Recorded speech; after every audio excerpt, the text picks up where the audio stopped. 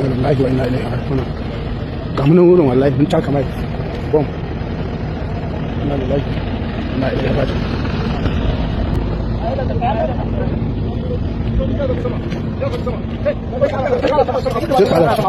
ó dá àwọn ọmọ tún kì í káàbọ̀ sínú ìròyìn tí ò ní lábala lẹ́rẹ̀ẹ́ tá a ti mọ́ yọjú náà ní ibo lágbà yọjú sí lójú fèrèsé nínú dòbí kan ní Zamfara ní ibẹ̀ láti gbọ́ wípé àwọn ọmọ ológun Nàìjíríà àti àwọn ọlọ́pàá tí wọ́n ti rìn gẹ̀rẹ̀ tí wọ́n tẹsẹ̀ bọ àdó olóró IED bẹ́ẹ̀ náà ní lójú ẹsẹ̀ náà ní arákùnrin tẹ̀ ń wò ta lo àwòrán rẹ̀ yìí ní apá àlàáfíà àwọn ọmọ bóyá apá ọ̀tún ní ti ń sò nílé lọ́dọ̀ yín ni ó fara gbọ́ta tó sì bá bẹ̀ lọ òun náà ni wọ́n ń yẹ̀ wò ńgbò ìyá wọn kú òun bẹ́ẹ̀ ṣùgbọ́n wọ́n ní kò pẹ́ àmọ́ bóyá nu sátáláìtì ni àwọn agbódegbà àwọn agbésùmọ̀mí tí ń wò wọ́n ní náà bá yadé ọlọ́run náà tètè kúrò ń bẹ bóyá wọn bá ká wọn mọ́bẹ̀ ni wọ́n bá yadé náà bá ṣẹ̀ wá jùnà sí náà rí àdó olóró mo wá ní sàn fi kámẹ́rà wo àdó olóró tán rí síbẹ̀ ni àbí nísàn kan náà tádó olóró wọn bá dún yóò fún wọn signal níbi tán wà wípé tàkúté táwọn dẹ́lẹ̀ ó ti mẹ́ran o tá à ń fojú kékeré yìí tá à ń fojú tẹ́ńbẹ́lú yìí ẹjẹ́ àwòrán díẹ̀. Sọ́mẹ̀ jàkẹ́ni mi gidi àkúgbìlẹ̀ ga sọ́nà sọ́nà pátápátá bẹ̀rẹ̀ alhamdulillah.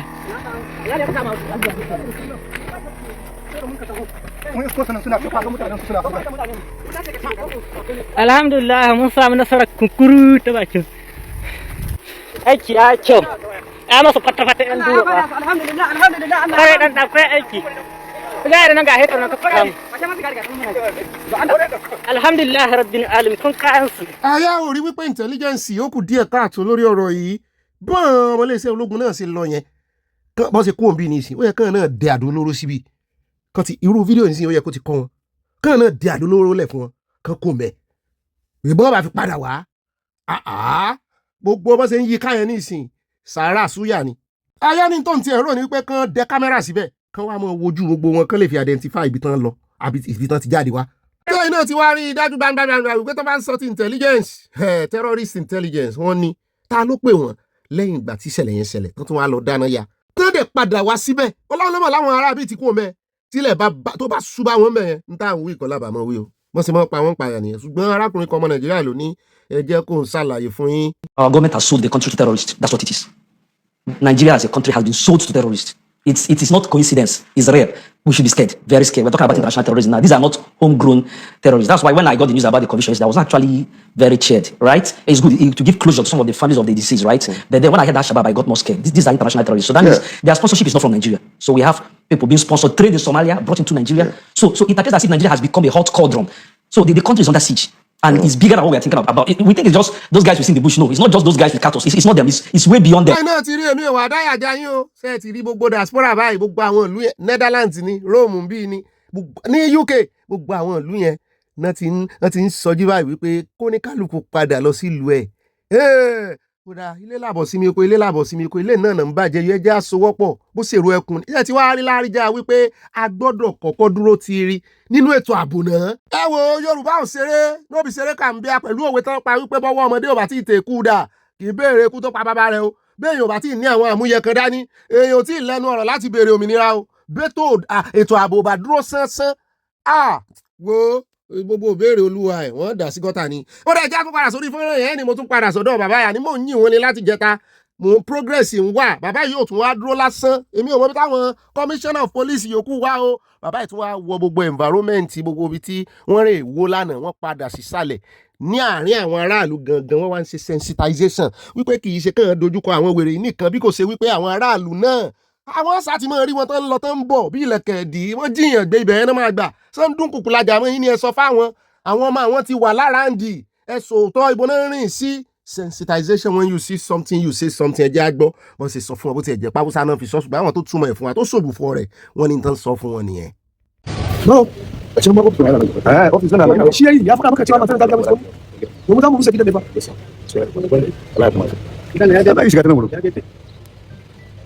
Ya dade suna wurin.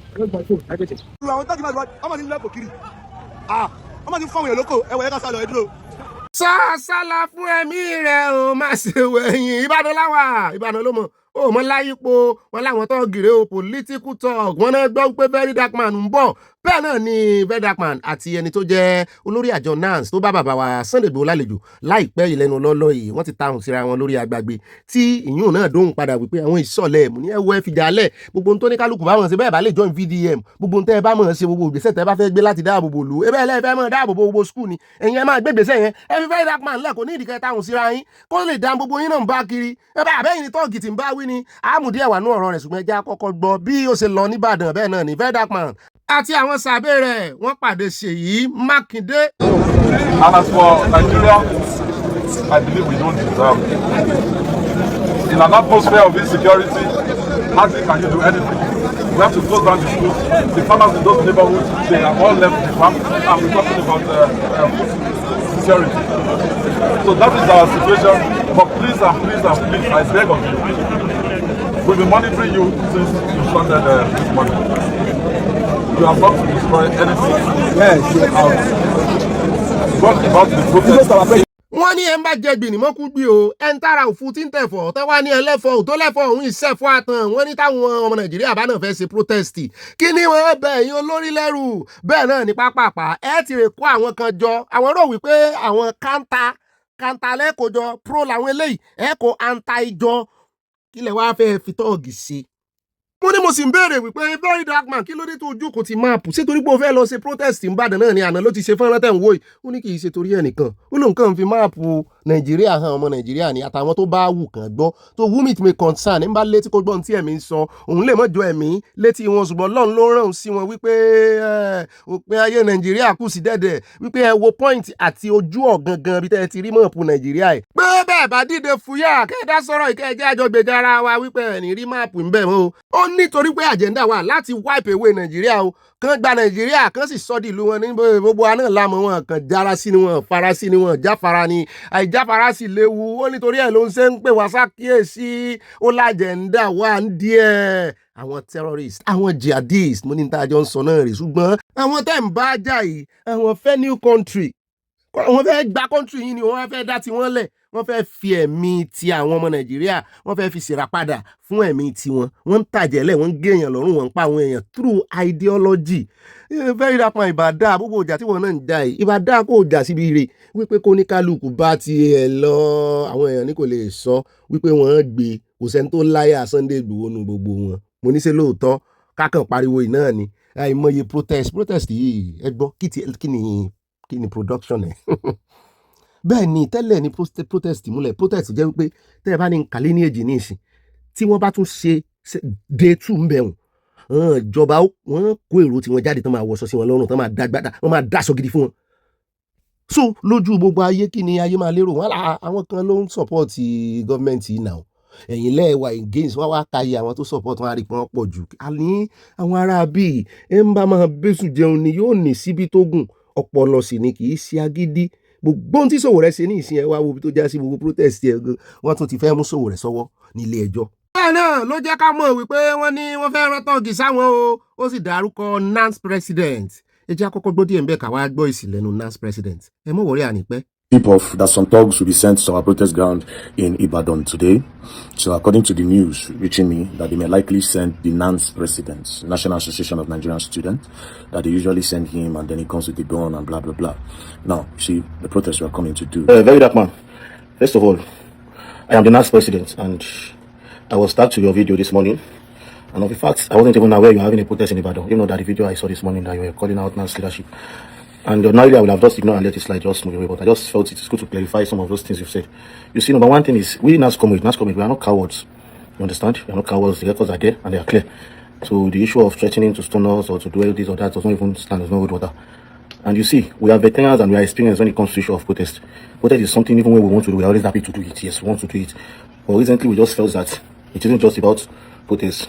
We have to always follow our ideology in the organization, which is the consultation before any form of confrontation. So that doesn't mean we are against any groups or anybody that wants to protest, that have interest in protesting. Fine. Even in your members, there are tells we have students that are part of them that join your protest. So it's fine. We are not against it. So the issue of coming to stop protest or to stop your protest or to reset your protest ground does not hold water. And I expected you to be experienced and matured enough to know where all those rubbish are coming from. And it is coming from the political faction of Take It Back. Is it Take It Back movement or yes, Take It Back movement? It has been their way. It is what they always do. they find way to cause trouble in the organization NAS every year. And that is because since their leader, Showore, lost election in NAS, he has always been against NAS. And we don't care. Nothing you say or nothing you do now today that will affect the organization. And the... Kódà ẹjẹ́ ń dá sí ẹjẹ́ wá ṣe lálàyé tí ó ń dá wọn dúró rè wà àríyànjiyàn wà lára tí mo dá wọn dúró tán ìfi rójú tu ọ̀rọ̀ Nancy náà wá jáde báyìí àwọn èèyàn náà wọ́n ń kíra fún Nice pé wọ́n ní ó dáa bó ṣe jáde yẹn kí ló ń ṣe fẹ́ dàpọ̀ tó kàn ń accuse èèyàn tó ń fẹ̀sùn kàn èèyàn ṣùgbọ́n nígbà tí Nancy náà ó jáde náà mú èèyàn kan mẹ́nu náà tún fẹ̀sùn kan Sowore padà mo ní kí ló ń ṣe bọ̀bọ̀ ẹ̀ tí ń mí lókèlókè so sáré dé bí kó wá tó ṣe fídíò ni ṣùgbọ́n lọ́rọ̀ kan wọ́n fẹ̀sùn kan Sowore náà mo ní ara tí mo dá Nàìjíríà dúró sójú kan nìyẹn o wọ́n á kúrò from one point tán bá ti wá progress síwájú díẹ̀ sí wọ́n wá bẹ̀rẹ̀ àríyànjiyàn títí tán tún fi wá padà síbi tán ti kú o in fact ìgbà míì gan wọ́n máa ń reverse kọjá ibi tán ti kú o tán tún máa ọlá àwọn ọmọ rẹ̀ yìí ti ń ṣe Nàìjíríà nìyẹn o kọ́tì gbogbo àwọn tẹ́ rí ẹni bó ṣe ń throw tantum of accusation síra àwọn ṣùgbọ́n ẹjẹ́ àdọ́dọ̀ Sowore náà nílé ẹjọ́ lòun náà bá tún wò rárá ló bá fẹ̀sùn kan adájọ́ pé adájọ́ òun tún fẹ̀sùn kan wọ́n náà mo lẹ́sùn kan ń pẹ̀sùn jẹ àyàtà ni wọ́n fẹ̀sùn kan èmi àbáwọn aráalé àyà lòun ò tó bẹ́ẹ̀ lọ́rọ̀ kan kí ni Sowore tún fẹ̀sùn kan adájọ́ sí o lórí ìfàǹfà tán fà pẹ̀lú ààrẹ olódò rẹ̀ táwọn DSS ń bá fàtán náà ń pe ààrẹ olódò rẹ̀ lórúkọ ó pè wọ́n criminal kó wá open trial wá open ẹjọ́ kí ló ń sá kiri fún nígbà tí Sowore ó sá dìde nígbà náà last thing tó ṣe náà ni wípé kí adájọ́ rescue ara rẹ̀ wọn ò believe nínú ẹ̀ ládájọ́ náà ò bá wá ní last sitting ṣùgbọ́n nígbà tí adájọ́ ó fi padà báyìí wọ́n ní ìwé ìpẹ̀jọ́ wípé wọ́n revoke bail ok wọ́n fi sí on bail tẹ́lẹ̀ ni wọ́n náà revoke bail báyìí kán rèé mú tipátipá àwọn tí kò wá open ẹjọ́ kò fẹ́ open nẹ̀ wọ́n wá àtàmọ̀ wọ́n excuse kí ní bọ̀ lẹ́rù èmi wà ló fẹ̀sùn kan yẹn táwọn fi wá invite rẹ wípé ó ṣe ẹjọ́ ilé ìtìpátìkúkú náà sì ti sọ tẹ́lẹ̀ ó ti accuse ìjọba olódò rẹ̀ pé wọn ò fẹ́ kóun wà lórí ballot paper wọ́n ti mọ̀ pé òun òun ni. ṣé ẹni pé àwọn tí ń fa ìrìn àjò Nàìjíríà sẹ́yìn rè ojútùú ní gbogbo wọn làwọn ń wá o àlódìgbà tó bá padà sọ́dọ̀ Sunday Igboho tán ní ó kàwé wọ́n wọ̀rí yóò tó tó yín ti mọ nǹkan kan Ọlọ́run ọba ẹ̀yin lẹ kàwé ẹ̀yin lẹ gbọ́n jù ẹ wọ ọdún àgbọ̀n tán ẹ wo bẹ́ẹ̀ ṣe fi ń para yín lára ẹ tún wá fi ń pa àwọn ọ̀ràn yín tí ń bọ̀ ẹ fi ń pa wọn lára ó wá dé excuse ó dá accusation mọ́ yín lọ́wọ́ Sunday Igboho mọ̀ bá yín ráàyè gbogbo eléyìí mọ́. túmọ̀ kókó ni mẹ́rọ ọ̀rọ̀ tán jọ sọ ariwo wà ní ilé ìtẹ̀gbọ́ àáyanjú ẹ̀nu abalẹ̀ ń bára ibi tí Seyi Makinde ti sọ wípé tó o bá negotiate pẹ̀lú àwọn ará bíi àwọn tí ń sì sí di nǹkan pè ní sovereignty nìyẹn mo lọ́rọ̀ wà lórí ẹ̀.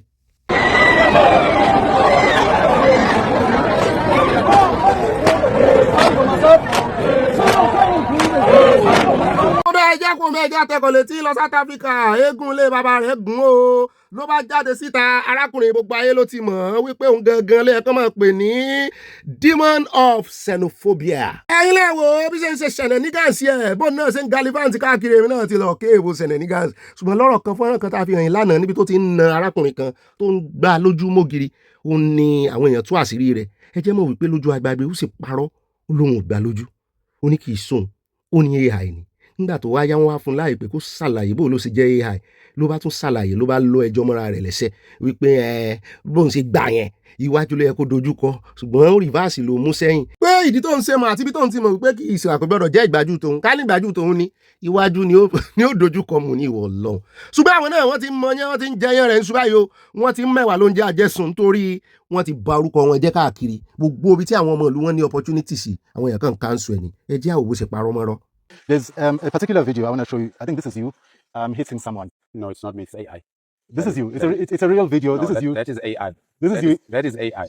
This is you. It's never been violent. And you're slapping someone in this video. Yeah. Okay. So I've hit a lot of people in my videos and in my matches. See, we are 5,000 men walking this direction, and when somebody is standing there and I'm hitting them and they run back to the 5,000 people, that is our people. That is not somebody who's a foreign person. Because if 5,000 people are coming and walking towards you, and if I hit you, you should run the other direction or run away from the crowd. You can't be running into the crowd. ṣé a rí pé ọpọlọ ẹ dorí kodò n ò gbọ́ rí o.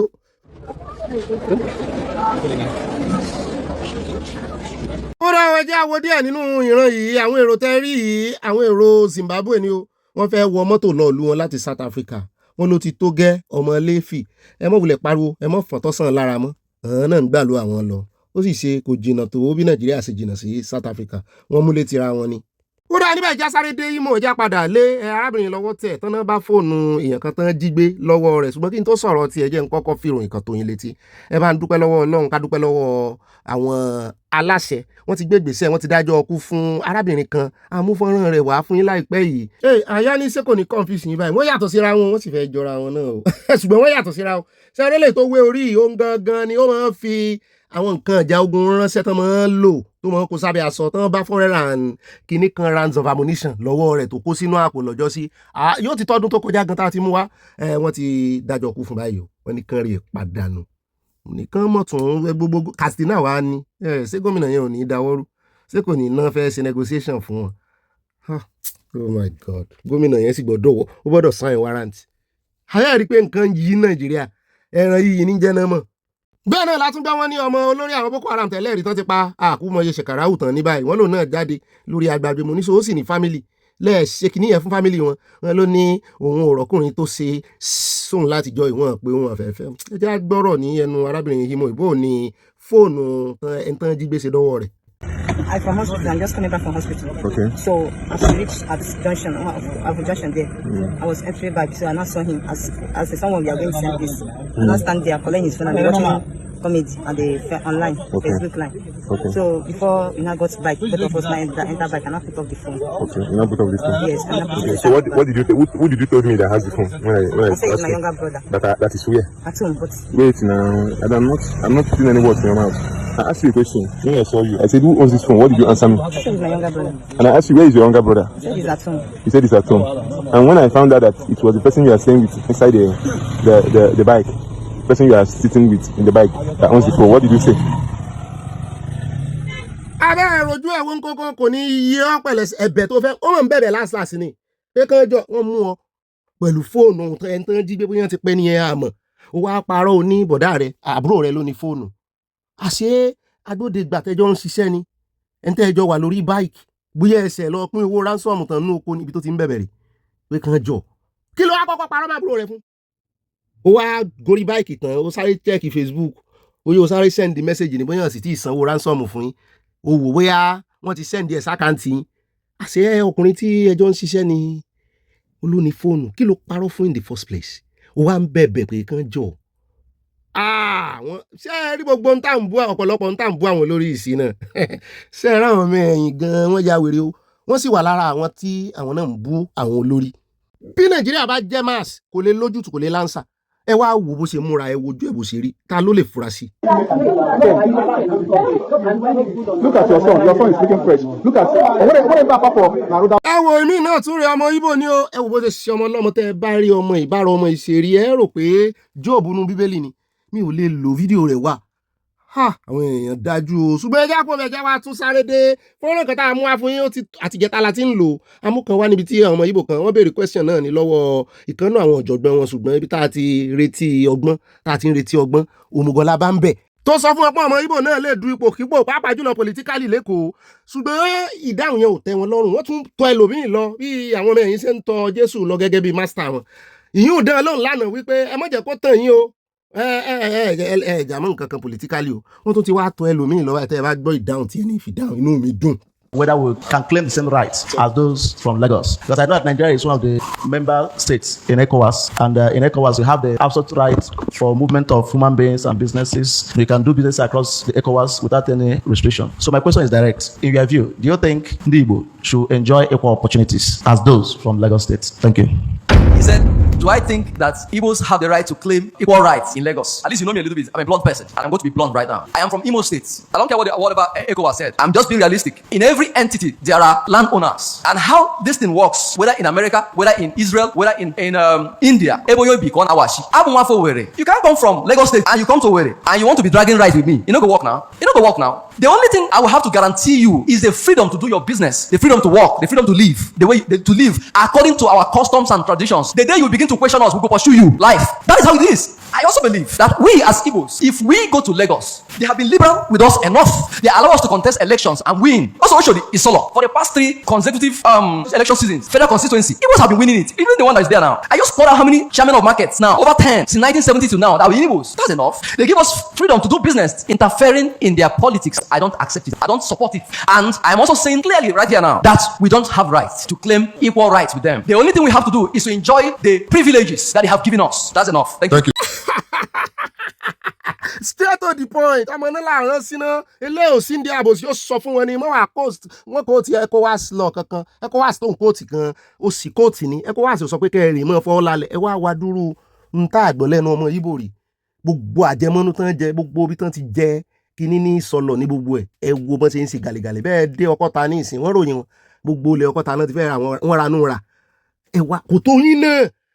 Ìkan ló jáde lọ́jọ́ wo ti kọ́rọ̀ ọ̀rọ̀ rẹ̀ jẹ́ o Iblis. Tó ní ẹ̀nà develop èkó kò ní ra gbá fún gbogbo developer yín àti development yín àti gbogbo ẹ̀ bí gbogbo ẹ̀ bá ṣẹlẹ̀ tán ní ìsìn tó ní kálukú lọ́tọ̀ọ̀tọ̀ ẹ̀ nítorí ẹ̀ bá lọ àbí torí ilé ìtàn ṣe fún yín lọ́jọ́ sí ńgbà ogun tán Yorùbá padà tán fi gbogbo nǹkan ní yín lẹ̀ àwọn tẹ́ ẹ súnmọ́ Port Harcourt kò ní tán ṣe fún yín ilé mélòó lẹ rí gbà àwọn baba ńlá yín rí gbà ní ilé tẹ́ ẹ ní Port Harcourt ṣebílẹ̀ Yorùbá lẹ ti wá ń ṣe kinní tán mú kí ilé yín lọ́wọ́ ọmọ Ìgbò náà sọ àwọn àgbààgbà ilẹ̀ Ìgbò náà wọ́n jẹ́rìí sí kò ní rí bẹ́ẹ̀ mọ́ o tóra àti rí yín àti mọ̀ yín dáadáa báyìí délédélé bẹ́ẹ̀ náà ni lára àwọn tí wọ́n ṣe exchange rate fún àwọn ẹlẹ́wọ̀n tán kó padà láti Ethiopia gbọ̀kúlẹ̀kúlẹ̀ orúkọ 136 gbogbo wọn 133 ibẹ̀ Ìgbò gbogbo wọn mọ́ Ìgbò sóko ọ̀rọ̀ sí àmọ́ arábìnrin yẹn bọ̀ bẹ́ẹ̀ bá rí wọ́n ti ń fi kú lé kiri ẹ̀já dénú àkójọpọ̀ ròyìn ẹ̀já gbọ́rọ̀ lẹ́nu òsì ọmọlẹ̀ ó ní n tó ń bí òun ó ti sọ láti jọ yìí pé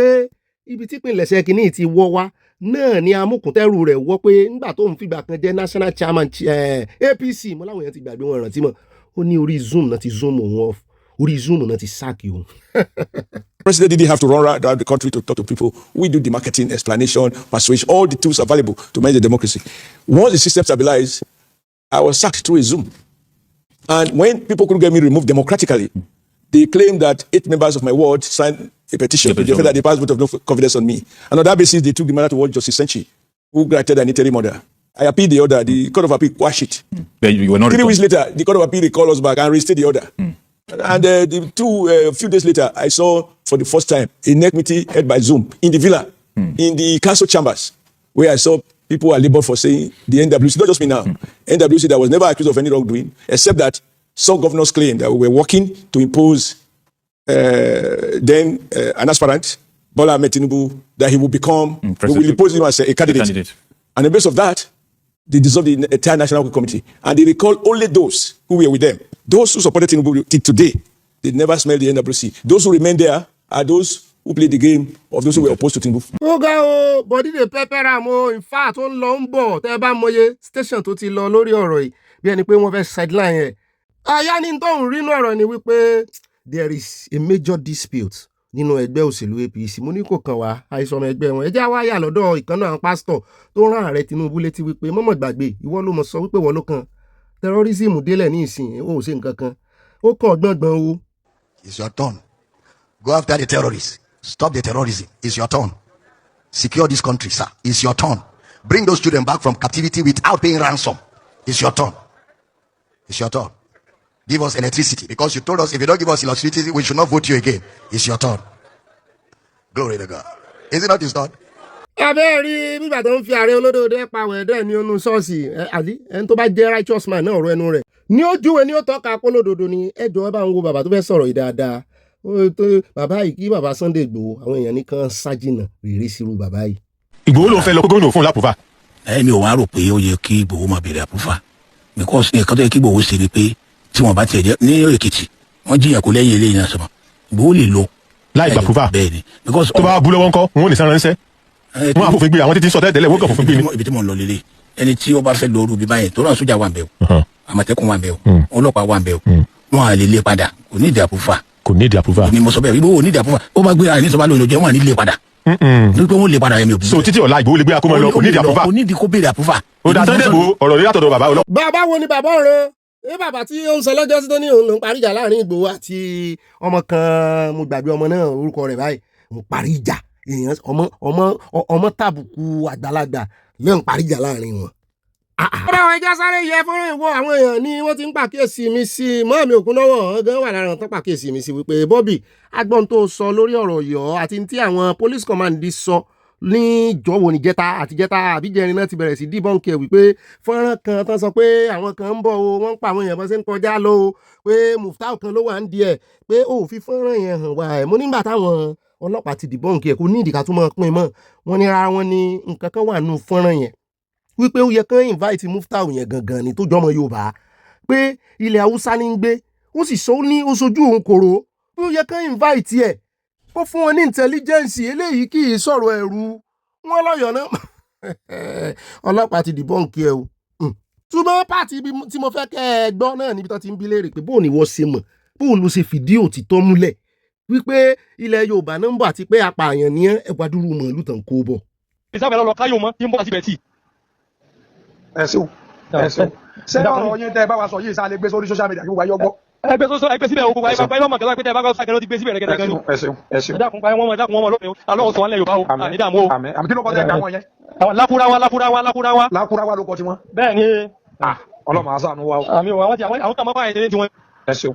wọ́n ti wọ bọ́lá ti sukuru mọ́ báyìí wọ́n bọ́ àsọ́nà káyọ̀ mọ́ ẹgbẹ́ fẹ́ràn lòdì gbẹ̀tì lójú ọ̀nà òṣèlú kó yẹn jò ní. bẹ́ẹ̀ni. wọ́n ti wà náà tó wọlé sílẹ̀ Yorùbá báyìí ọlọ́run ṣàánú wa o. ẹ ṣeun. máa fi tó àwọn agbófinró lè ti gan ní ìsìn. ẹ dákun ẹ̀sọ́ ọlọ́run ṣàánú wa náà. ó dáwọ́ lẹ́yìn ìgbà tí àwọn ọlọ́pàá tó dìbọ́ǹkì ẹ̀ tó ní fẹ́ẹ̀kì ni wọ́n ní kò rí bẹ́ẹ̀ wọ́n ní ká mọ́ gbójú ọkàn lé ṣùgbọ́n nǹkan kan tí àwọn èèyàn ń béèrè láti ìgbà náà ni wípé wọ́n láwọn ti gbọ́ tọ́lọ́pàá sọ ṣùgbọ́n gbóbi tí arákùnrin ìdarúkọ ìsàn náà ti lọ bẹ̀ sàn mọ́ bẹ̀ gangan sàn mọ́ àwọn ó ṣàfi location sí ó fẹ́ rí sí bí wọ́n ti ẹ̀ wá fẹ́ ìfẹ́ náà ló sì fi pé ìfẹ́ ilẹ̀ Yorùbá tó ní ni o kò sì pé irú ẹ̀ lánàá kó pé irú ẹ̀ ń jẹ ẹ jẹ́ ẹ wò ó gbogbo àdúgbò ibi tán darúkọ yẹn ẹ ń bá kó fìrí irú ẹ̀ náà á ti gba ń tọ́lọ́pàá sọ o ṣùgbọ́n ẹ ń bá kó fìrí akọ̀tún fi eléyìí káfíjà yín tàn má ti gbà pé fẹ́ẹ̀kì ní fídíò yìí ṣùgbọ́n ẹ ń bá kó fìrí rẹ̀ ẹni tẹ́ bá rí ẹ fi tó àwọn ọlọ́pàá náà létí o àwọn agbófinró see something and say something ẹ mọ̀ jẹ́ kẹ́rù báyìí sá ẹ mọ̀ bẹ̀rù àwọn ọlọ́pàá ti fi dá a lójú pé kò sí wàhálà èmi sì expect pé irú ẹni tó dáko ẹ̀ náà àtẹni tó fi síta ó dàpọ̀ mọ ẹni tó pè wọlé yẹn kàn invite ẹ̀ iṣẹ́ rere lòun náà ṣe òun náà see something ní ó lè mọ̀ jáwọn eléyà lè sọ ó lè jáwọn mi ó see something ó sì ṣe something encouragement ni encouragement ló ní ìdí o bẹ́ẹ̀ bá pa lẹ́nu mọ́ nísìnyí tẹ́ni kó gbẹ́nu ẹ̀ sọ̀n tẹ́ni rán nípa tó bá rí mi lọ́la kò ní í sọ o bẹ́ẹ̀ bá sì wálẹ̀ jì náà tẹ́ rí pé ìntẹ́lẹ̀ tó ń sọ yìí nǹkan míì ni a ní kẹ́ ẹ say something when you see something lóòótọ́ but don't say when you don't see ẹ tún fi dáwọn èèyàn lẹ́kọ̀ọ́ ẹgbẹ́ gbèsè o ó kọjá akẹ́kọ̀ọ́ trash yẹ o yọ̀ọ̀dà fún gbogbo wa mo jẹ́rìí àwọn ọlọ́pàá Ọ̀yọ́ wọn ń ṣiṣẹ́.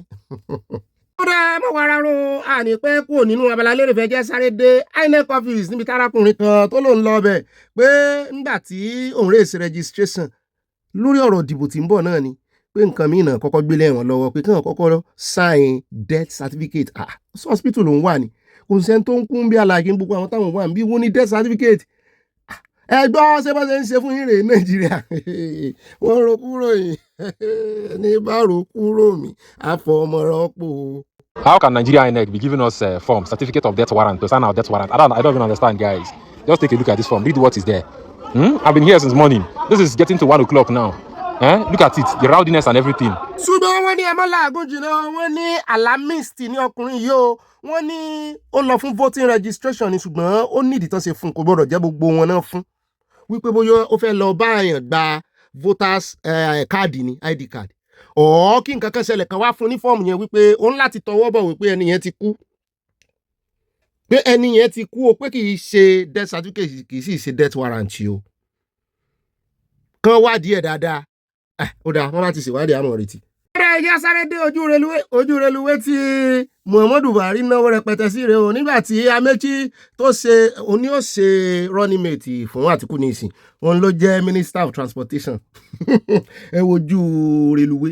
láti Kano náà ti gbé wọn ló gba Maradi kọjá ó gba Katsina Jigawa mo ní at this juncture níbo location wo gangan leléyìí wọ́n ṣe eléyìí tó wà Maradi gangan mo ní ṣe lóòótọ́ ṣùgbọ́n ká tó kó lórí oyè náà ewé lè tán ní 60% almost finish ń lé léyìí tó gba Jigawa àti Katsina kọjá ẹ̀ 2 billion dẹ̀nà yá sí ṣé maintenance culture ní ká pè é àbírú ẹ̀sùn láàfin kàn wọ́n báyìí. ó rà ẹja sáré yà ń jọ gan níbi tí wọ́n ní ọwọ́ ti bá afurasí báńdíìtì wọn ní báńdíìtì lọ́tún lọ́sì ẹ̀wọ̀n tán ká mọ́ lọ́wọ́ ọmọ fúlàní náà ni ó ní gbébọn kiri àwọn lè gbébọn àbí ẹ mọ́ mú wọn òjúbà náà lọ ẹ̀wọ̀n gbogbo tán bá nínú ẹrù rẹ̀ ojúmọ̀ lálákan fi sọrí kó mọ sojú oorun mọ́ báyìí if anybody kámọ̀ mọ́ ṣe ojú lálákan fi sọrí ni gbogbo ibi tán ń gbà wọlé sí alára kámọ̀ mójútó wọn o ó rẹ ẹjá kó mẹjá wá sáré dé mọ́sálásí kan iwájú mọ́sálásí kan ládùúgbò kan náà nílẹ̀ Yorùbá níbi tán ní ẹbọ kàǹkà bọ́n ṣe máa ń gbé síwájú mọ́sálásí àwọn nìyẹn ọ̀nà bá ń bínú pé ṣé bí ni ìmọ̀lẹ̀ yín wà ní ṣé bí ni àwọn alálẹ̀ yín ní kẹ́ ẹ máa gbé bọ́ sí ni bẹ́ẹ̀ bá sì ti gbé síbẹ̀ mọ́ rí i pé ìbá ń bẹ̀ mọ́ sẹ́rù pa alálẹ̀ ní jẹ́ ni àwọn máa ń gbé sọnù ni kò sí pé tán ṣẹ̀ tán wọ́n ní láwọn oníṣẹ̀ṣe náà bá ń dán lóhùn lórí ẹ̀rọ ayélujára àwọn náà fohùn lẹ́ o ṣùgbọ́n wọ́n ní kán mọ̀ wọ́rì kán wá bá wọn kán pàdé àwọn ọjọ́ tó bá tún máa gbé wá kán fáwọn déètì àwọn ò dúró dè wọn pé àwọn ò nà ṣégè sí ẹ lára mu ni ẹ nà àwọn oníṣẹ̀ṣe àbíkílẹ̀ ń sọ oríṣiríṣi ẹbí ó bójú títì náà gbé sí ẹ sì ti lọ fẹjọ́ sọ ọlọ́pàá àwọn ọlọ́pàá ní kò sí ní tó kà wọn pẹ̀lú ọ̀rọ̀ ẹ̀sìn. wọ́n ní wọ́n gbé síbẹ̀ wọ́n tẹ̀sí máa ń gbé síbẹ̀ nìyẹn kìí ṣe ọ̀rọ̀ 20 years láti máa ń kó ẹbọ kó ń bẹ̀ ní a dẹ̀ ti sọ fáwọn police station Adéwọlé a ti mú àwọn kan àwọn tá a mú yìí náà nísìnyí wọn èsì àwọn nat mosque níwájú mosque níbi junction yẹn náà ni wọ́n ń gbé sí látijọ́ yìí so àwọn náà la tún rìpọ́ọ̀tì fún gbogbo ayé nísìnyí kí wọ́n rí o torí kò ní jẹ́ nǹkan tá a rìpọ́ọ̀tì mọ́ ẹni tá a bá ti mú nísìnyí à ní rìpọ́ọ̀tì ẹ̀ fún ọlọ́pàá mọ́ a nà dáadáa a máa nà lẹ́yìn tá a bá ti mú láti sìn lọ ẹ̀yin náà wo ohun tí wọ́n gbé kalẹ̀ ẹ wò tí ẹ ti rí ní tí wọ́n gbé kalẹ̀ nìyẹn ní mọ́júmọ́ yìí àwọn olórí burúkú àwọn tí ò ní yẹ. on a serious note sódà bẹ́ẹ̀ ẹ gbọ́ nítorí ọ̀pọ̀lọpọ̀ ẹbọ tẹ́ ẹ mọ́ wò yìí èmi rò wípé àwọn alálẹ̀ náà fẹ́ gbé fún ni kì í ṣe èèyàn àti wípé oríṣiríṣi ni èlò ẹbọ àti ọ̀rẹ́ mi kan wà tẹ́ ẹ bá rí ní tó fojú kó lọ́jọ́ kan ẹnu ọ̀nà orí stẹ́ẹ̀bì iwájú stẹ́ẹ̀pù ẹ̀ ni wọ́n ti ẹ̀fẹ̀ náà wá gbé sí ó sì jẹ́ àwọn landlord táyé kẹ́yìn ni wọ́n ń bá ìgbàǹgbà náà ìkan ṣèkínú àwọn twins yẹn náà bá gbẹ́bọ ìdè ìkan ti kó HIV already ó ti wá kú ìkejì náà àṣọ ti kó náà bá gbé ẹbọ ìdè ọ̀gá mi tí mò ń bá ṣiṣẹ́ nígbà náà fara kó ẹbọ ìdajì à ń bọ̀ látọ̀dọ̀ Charlie boy ni àwa ṣe night ilé tèmi lákọ̀ọ́kọ́ kàǹkà tó kan lé wọn èmi ti wọlé step wa sì rèé bá a bá jọ ń gun step àjọ mọ́ ríra wa ó fẹ́ gun step báyìí ló gbẹ́sẹ̀ lé nígbà tó dàárọ̀ ọjọ́ kejì mò ń wò pé ajẹ́ wọn á lọ bá o bóyá yóò ti jí o àbí kò tí ì ní jí o kéèyàn gbẹ́bọ sínú lẹ́nu step òun kàn fọkọjá ni pé kò sí ti fi ń ṣèyàn jàre nígbà tó ń ṣèyàn ṣẹ́rí ó lo 70 days lórí ìdùbúlẹ̀ àìsàn gbàtọ̀ ọwọ́ wá ju ọwọ́ lọ kò tọ́jọ́ méje tí arábìnrin yẹn fi dìde ẹni tó ní HIV tó ti pẹlẹbẹ tó ti dàbí skeleton kò tọ́jọ́ méje kò tí ì sanra o ṣùgbọ́n ó ti lókun ó ti dìde wọ́n sì nínú ilé ní mọ́ wà tẹ́lẹ̀ kò tí ẹ lè jáde mọ́ ojú wíńdò ní ti mọ́ ké sí àwọn ọmọ aládùúgbò pé ẹ bá ra nǹkan ní Bàrígà àwọn ò ní sọ àdúgbò rẹ̀ at the end of the day sẹ́rí ńgbà tí ara tí ìyá ọ̀gá mi náà jáde sí tọwọ́kọwọ́ kò kí jẹ́ kejì o ṣùgbọ́n ìyẹn lò 70 days lórí ìdùbúlẹ̀ àìsàn kọ́lọ́n tó yọ pátápátá ẹ jẹ́ á sọ̀rọ̀ síbi tọ́rọ̀ wà ṣùgbọ́n ó lè mọ́jọ oníṣẹ̀ṣe ló ṣe o àwọn kìrìsìtẹ́nì mùsùlùmí náà ìmí ìgbẹ́bọjọ oníṣẹ̀ṣe mi lọ ṣùgbọ́n sódà èmi ò fọwọ́ sí gbogbo dúkùkù lájà tí àwọn àfáà ń dún wọn ní 20 years rí táwọn ti ń gbé ó ti mọ́ yín lára wá ní ẹ̀nà kò sófin tó ní ká mọ́ gbẹ̀bọ síbẹ̀ o ń tèmi sọ nìyẹn ṣùgbọ́n ẹ jẹ́ ká wò gẹ́gẹ́ bí ẹ̀kọ́ ìbágbépọ̀ àwọn kan ó wẹ̀ sóríta wọn lẹ́ni tó bá ti kọ́kọ́ fẹsẹ̀ tẹ̀ ẹ́ bóyá wẹ̀ kókú lọ kárùn lọ ni dáa láàrin ara wa àgbàdo àwọn mọ̀mọ́ kan náà wà tán mọ́ dàgbàdo lẹ̀ ń dàgbàdo sójú kìíní báyìí tán ọmọ fẹsẹ̀ tàgbàdo ń dàjí kí ni ṣé adìyẹ funfun ọmọra rẹ̀ lágbà ni adìyẹ gbogbo ló fẹ́ tó ti rè wọ́ ọ̀sùn lóru ló fẹ́ wá mọ́ ṣàgbàdo jẹ́ ń dàjí àti dáwà mọ̀ lẹ́ ń gba àsìkí èèyàn ẹni tẹ̀mí rí sínú tó bá jẹ́ ẹbọ pé ẹbọ kàǹkà tí ń ka báńdíìtì láyà ẹ fi lé àìdá lọ láàrin ìlú ṣùgbọ́n bó gan ló ní mùsùlùmí àti kírísítẹ̀n ti fẹ́ mọ irú ẹbọ tó jẹ́ gan òwà náà la sì ń ta àmọ́ gbé ẹbọ fọlọ́run ẹbọ ọpẹ́ là àmọ́ gbé wò ẹ bá ń sọ sí kọ́ bá sọ sí kọ́ bá fòye àgbàgbé ọmọdé làwọn fi sọ̀rọ̀ yẹn ẹ bá fòye àgbàgbé.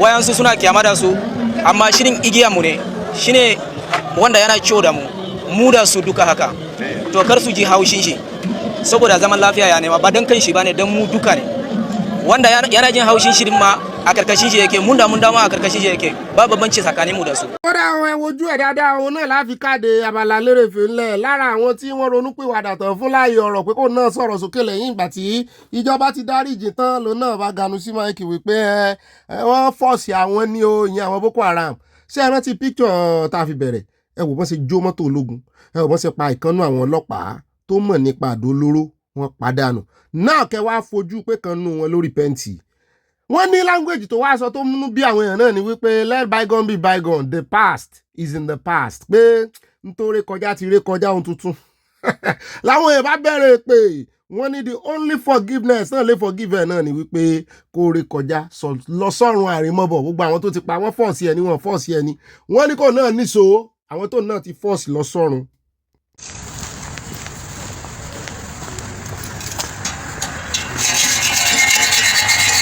Say you see your life. Yeah? You see your life. Your father. A person like you, they kill your father. A person like you, they kill his first country. You there. You and there, Abi. Yeah? Now they such way government put now they come out. Yeah? You talk, you no agree. Yeah? You not be part of them. You not be now the self for this place. Yeah? What you the self for this place for your father? See this street now, they don't cut a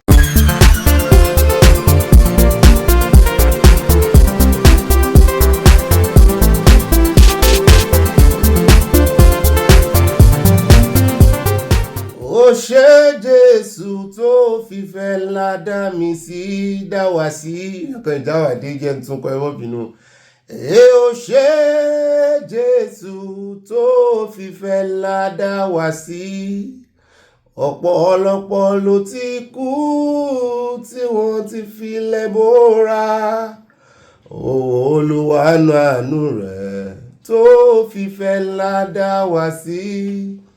Ògo ìyọ́lá ló yẹ ọ́ Mẹ́sáyà ó ṣé ó ṣé Jésù tó fìfẹ́ ńlá dá wá sí ọ̀pọ̀lọpọ̀ ló ti kú tí wọ́n ti fi lẹ́bọ̀ra Olúwa àánú rẹ̀ tó wá fìfẹ́ ńlá dá wá sí ògo ìyọ́lá ló yẹ ọ́ Mẹ́sáyà èmi kò lè ṣàìṣọpẹ́ àwa èwo ni èmi ṣé mi ni kò mọ̀ wá bí ni ẹ mọ́ bínú lẹ́ẹ̀kan sí àwa kò lè ṣàìṣọpẹ́ fòrè tọ́lọ́run ṣe fún wa àwa kò lè ṣàìṣọpẹ́ mọ̀jà fáwọn tó ti kú fi ṣe ẹ̀sàmpù wọ́n ti ní ayé ṣerú ọpẹ́ yẹn mọ́ bàbá dúpẹ́ ká mọ̀ dúpẹ́ lọ́wọ́ Ọlọ́run ká mọ̀ sọ pé àwọn kan ló ti kú àwọn kan ló ti lọ kò sígbà tí mọ́kù ò ní kú fún everybody ṣùgbọ́n àwa ò ní kánjú bọ́n lọ náà ni àwọn tó sì ti kú náà tán dàgbà dáadáa àwọn náà ti kọrú orin ìrí nígbà tó táìmù wọn ṣe kí ni wọ́n lọ nítorí ẹ̀ pásítọ̀ tó sọ wípé bàbá dúpẹ́ lọ́wọ́ Ọlọ́run káyé wà támọ̀ wọ́n sọ dáadáa wọn ò ní kọ́jú bẹ̀yẹn lọ èmi kò lè ṣàìṣọpẹ́ torí bá ṣe mọ́ kọ́ gangan rè ọ̀pọ̀lọpọ̀ ti kú ọ̀pọ̀ kò sẹ́ni tí ò ní kú kákúkú kọ fásitì 1 àwa kò lè ṣàìṣọpẹ́ fòrè tọ́lọ́run ṣe fún wa àwa kò lè ṣàìṣọpẹ́ ẹ já fáwọn tó ti kúlẹ̀ àmọ́ tán ṣe lọ́run ẹni tó bá sì rọrùn wọ̀ náà ìyìnà yìn lọ́run Nàìjíríà náà sì rèé Nàìjíríà lẹ́bọ̀dì tí ń bẹ̀rù kú kò sẹ́ni tó fẹ́ kú nínú ìlà ìlò nínú kùdà iná kò sẹ́ni tó fẹ́ lọ. It is well with us àní kú láíláí láti Ọlọ́run Èdùmàrè ìgbà tán kọ́kọ́ gba àdúrà yẹn fún mi mò ń wò pé àdúrà wo rè ta ni òní kúnlé ayé ṣùgbọ́n nígbà tán ṣàlàyé àdúrà yẹn fún mi àtìgbà yẹn náà lèmi náà ti mọ́ gbà àní kú láíláí yẹn ti wá o láti Ọlọ́run Èdùmàrè ibà iye yín náà rí ẹ ṣe iye mú kí yín tẹ̀sán mú kí yín tológun bó lójú ọjọ́ kejì inú ọ̀sẹ̀ tún rèé ọ̀sẹ̀ tún ń lọ kẹrẹkẹrẹ èmi wa ò ní bá lọ ààyè Ọlọ́run ààyè tọ́lọ́run wá fi wá sí Ọlọ́run ò ní gbà ń di wa o Nàìjíríà ò ní happen sí wa negatively àwa máa ń gba àdúrà to the last point ní a máa tú délẹ̀ àwọn kan máa ń dúró nídìí wípé ọlọ́run ò ní jẹ́ kí nàìjíríà happen sí wa o tí ìgbà tán o it's not a final bus stop o ọlọ́run ò ní jẹ́ kí nàìjíríà happen sí wa negatively àwọn kan wọ́n ń gbádùn o nàìjíríà happen sí wọn positively bẹ́ẹ̀ ni kí ló dáa ju àwọn táwa ní diaspora kí ló dáa kí orílẹ̀-èdè èèyàn kó dùn kó kàn jẹ́ pé gbogbo ibi tá a wá jókòó sí a kàn ń ṣe wá ni ẹ wá wo wẹ́dà ó kàn ń ṣe wá bó ṣe wù mo mọ̀ rántí wẹ́dà nàìjíríà báyìí gbogbo nǹkan ò bá wá dánú nàìjíríà wẹ́dà dáa ọ̀dọ́ wọn ní global warming náà ti ń àfẹ́ tí wọ́n díẹ̀díẹ̀ ṣùgbọ́n ẹ̀ lè fi wé ti bí ibà global warming yìí náà rí o ibà wẹ́dà lóyìnbó ibà wẹ́dà nàìjíríà dájú wẹ́dà lóyìnbó náà rí o ìlú òyìnbó lè dá gbogbo ọ̀nà míì ju nàìjíríà lọ ṣùgbọ́n nípa wẹ́dà wẹ́dà nàìjíríà sì dùn ó lárinrin bẹ́ẹ̀ náà sì ní ibẹ̀ lówó ti dùn náà gbogbo owó tá à ń mẹ́kì wo làágùn wa gbogbo sáré sókè sódò ọ̀hún lówó yẹn ti níyì kọ́lọ́hún ṣàánú wa ní o. ó dá ibà rìn gínìgínní náà rí èmi náà ní ibà gbọ́dọ̀ fi wẹ́dà UK wúyan òjò lè rọ̀ ní ìsìn kó òrùn tó ràn kó tutù tún kó ooru tún dé èmi náà ni mò ń jẹ́ ibà lọ tààràtàrà tọ́rọ̀ bá ti dọ̀rọ̀ òtítọ́ àtòdodo sàn báyìí láàrin ajé ní mú ní pẹ́kọ̀rọ̀pẹ́kọ̀rọ̀ wọ́n ṣe mistake nìsàn níwájú ẹni tí ò bá ní nìsàn pẹ̀lú rẹ o is a life lesson o mọ̀ọ́mọ́ tẹnu mọ́ èmi náà ni mò ń jẹ́ ibà gbalé ṣàgbójú gbalé símọ́ náà tán fún ọ ní jẹ́ bẹ́ẹ̀ kọ́ ọmọ bá gbalé símọ́ níyà èmi náà ni mò ń jẹ́ ibà confam ẹ̀kọ́ tó sẹ́ndì ẹ̀wò ìròyìn fógan náà wọ́n pọ̀ lórí ayélujára mọ̀ rí confam lẹ́ẹ̀kan sí mọ̀ verify o èyí tẹ́ ń gbọ́ lọ́dọ̀ tiwa náà ẹ̀ mọ̀ bá verify o bá a bá mẹ́hẹ̀ wá sọ fún wa o lójú ẹsẹ̀ lójú kan náà sàn án kan náà láàsìkíni látọ̀rọ̀ àforíjìn tá a sì ṣe àtúnṣe torí òyìnbó tó ṣe pẹ́ńsù ló ṣeré sáà mi náà ni mò ń jẹ́ ibọ̀ pápákọ̀ àwọn pípọ̀kọ̀ àwọn sweet 16 ibọ̀ pápákọ̀ yín náà rí o àyà paradò dọ̀gá rẹ̀ ọ̀gá rẹ̀ paradò dá ìyanu abala comment section abẹ́lẹ̀ ẹ̀yin olólùfẹ́ wa ibà ẹ̀ fi kọfí ẹ̀ fi tọ́ọ̀pù mo ń bọ̀ wá mo tí ì dé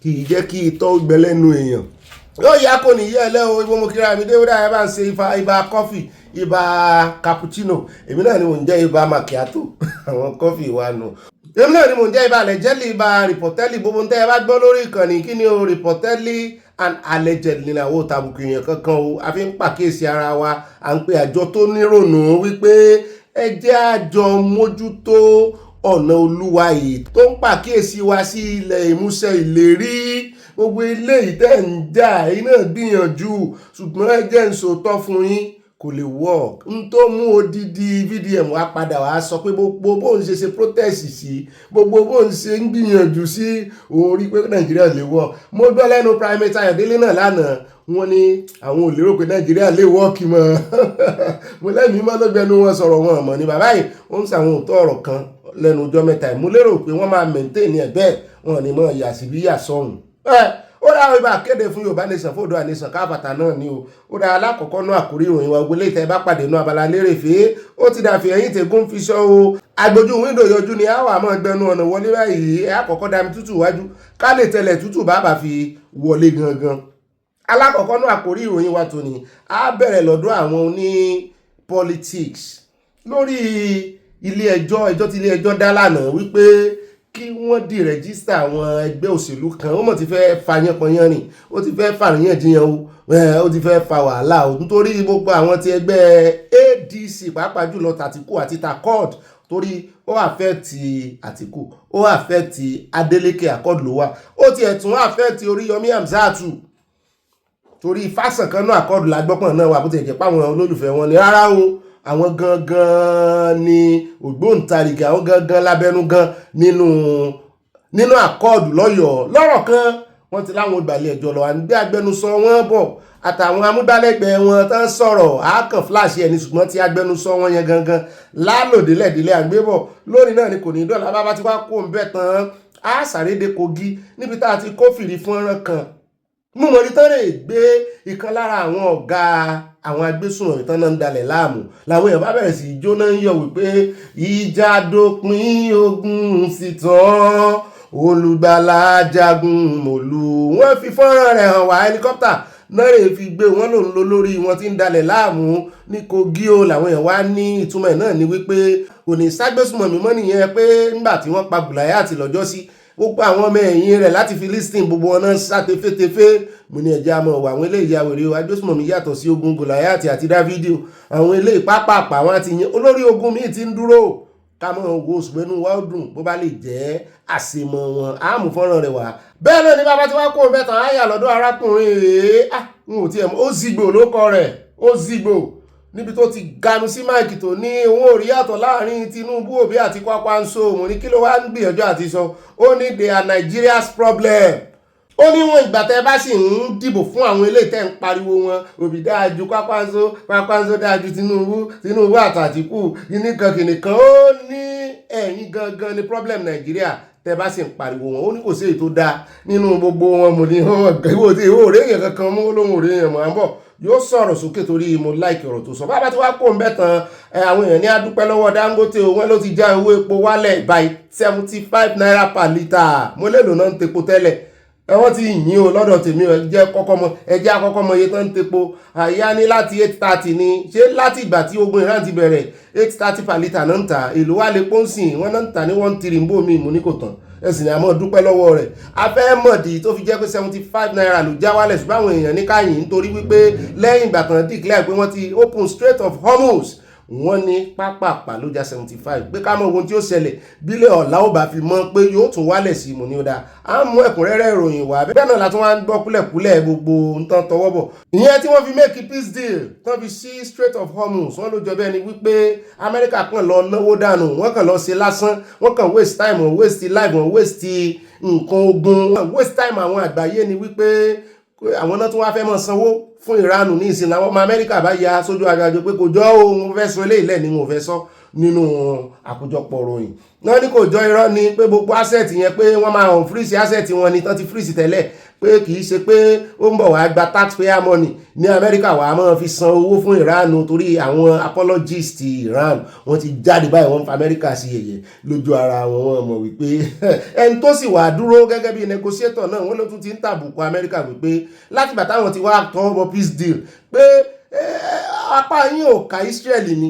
Israeli ò sún sí ní ogun wọ́n ń jàdó olóró sí Lebanon Beirut ti fẹ́ wọlé gbé irọ́ ohun táwọn jọ sọkọ́ mọ́lẹ̀ ti tanra yín wọ́n kàn fẹ́ sí Strait of Hormuz ni ṣùgbọ́n nǹkan kan tó dájú tí mo mọ̀ tí Amẹ́ríkà achieve náà ni wípé Iran ò lè ní nuclear power wọ́n lè ní so n tán fẹ́ nìyẹn wọ́n lè san owó lé wọ́n lè san owó tó lé lórí n tán fẹ́ achieve nìyẹn pé àwọn yòókù yẹn ó favour Iran lóòótọ́ ṣùgbọ́n ẹyọ kan yẹn wọ́n dẹ̀ ní 60 days passage sí wà tán máa sọ̀rọ̀ lórí ẹ̀ pé bóyá ṣùgbọ́n wọ́n lè gbà ó dáa fún ilẹ̀kùnrẹ́rẹ́ ọ̀rọ̀ ti Dangote ibẹ̀ lábádé ìkórìtà tá a dé yìí bàbá tí wàá kó ń bẹ́ tán àwọ̀ àyà lọ́dọ̀ Ọgbẹ́ni Reno Omokri mo ní Reno ó yẹ kí Reno ti lọ Mexico náà kò sí problem ṣé ló ń gbá bọ́ọ̀lù lọ́wọ́ ẹ̀sìn mọ̀ pé orílẹ̀-èdè mẹ́ta ni wọ́n ń kó host Worldcup tán gbá lọ́wọ́ USA Canada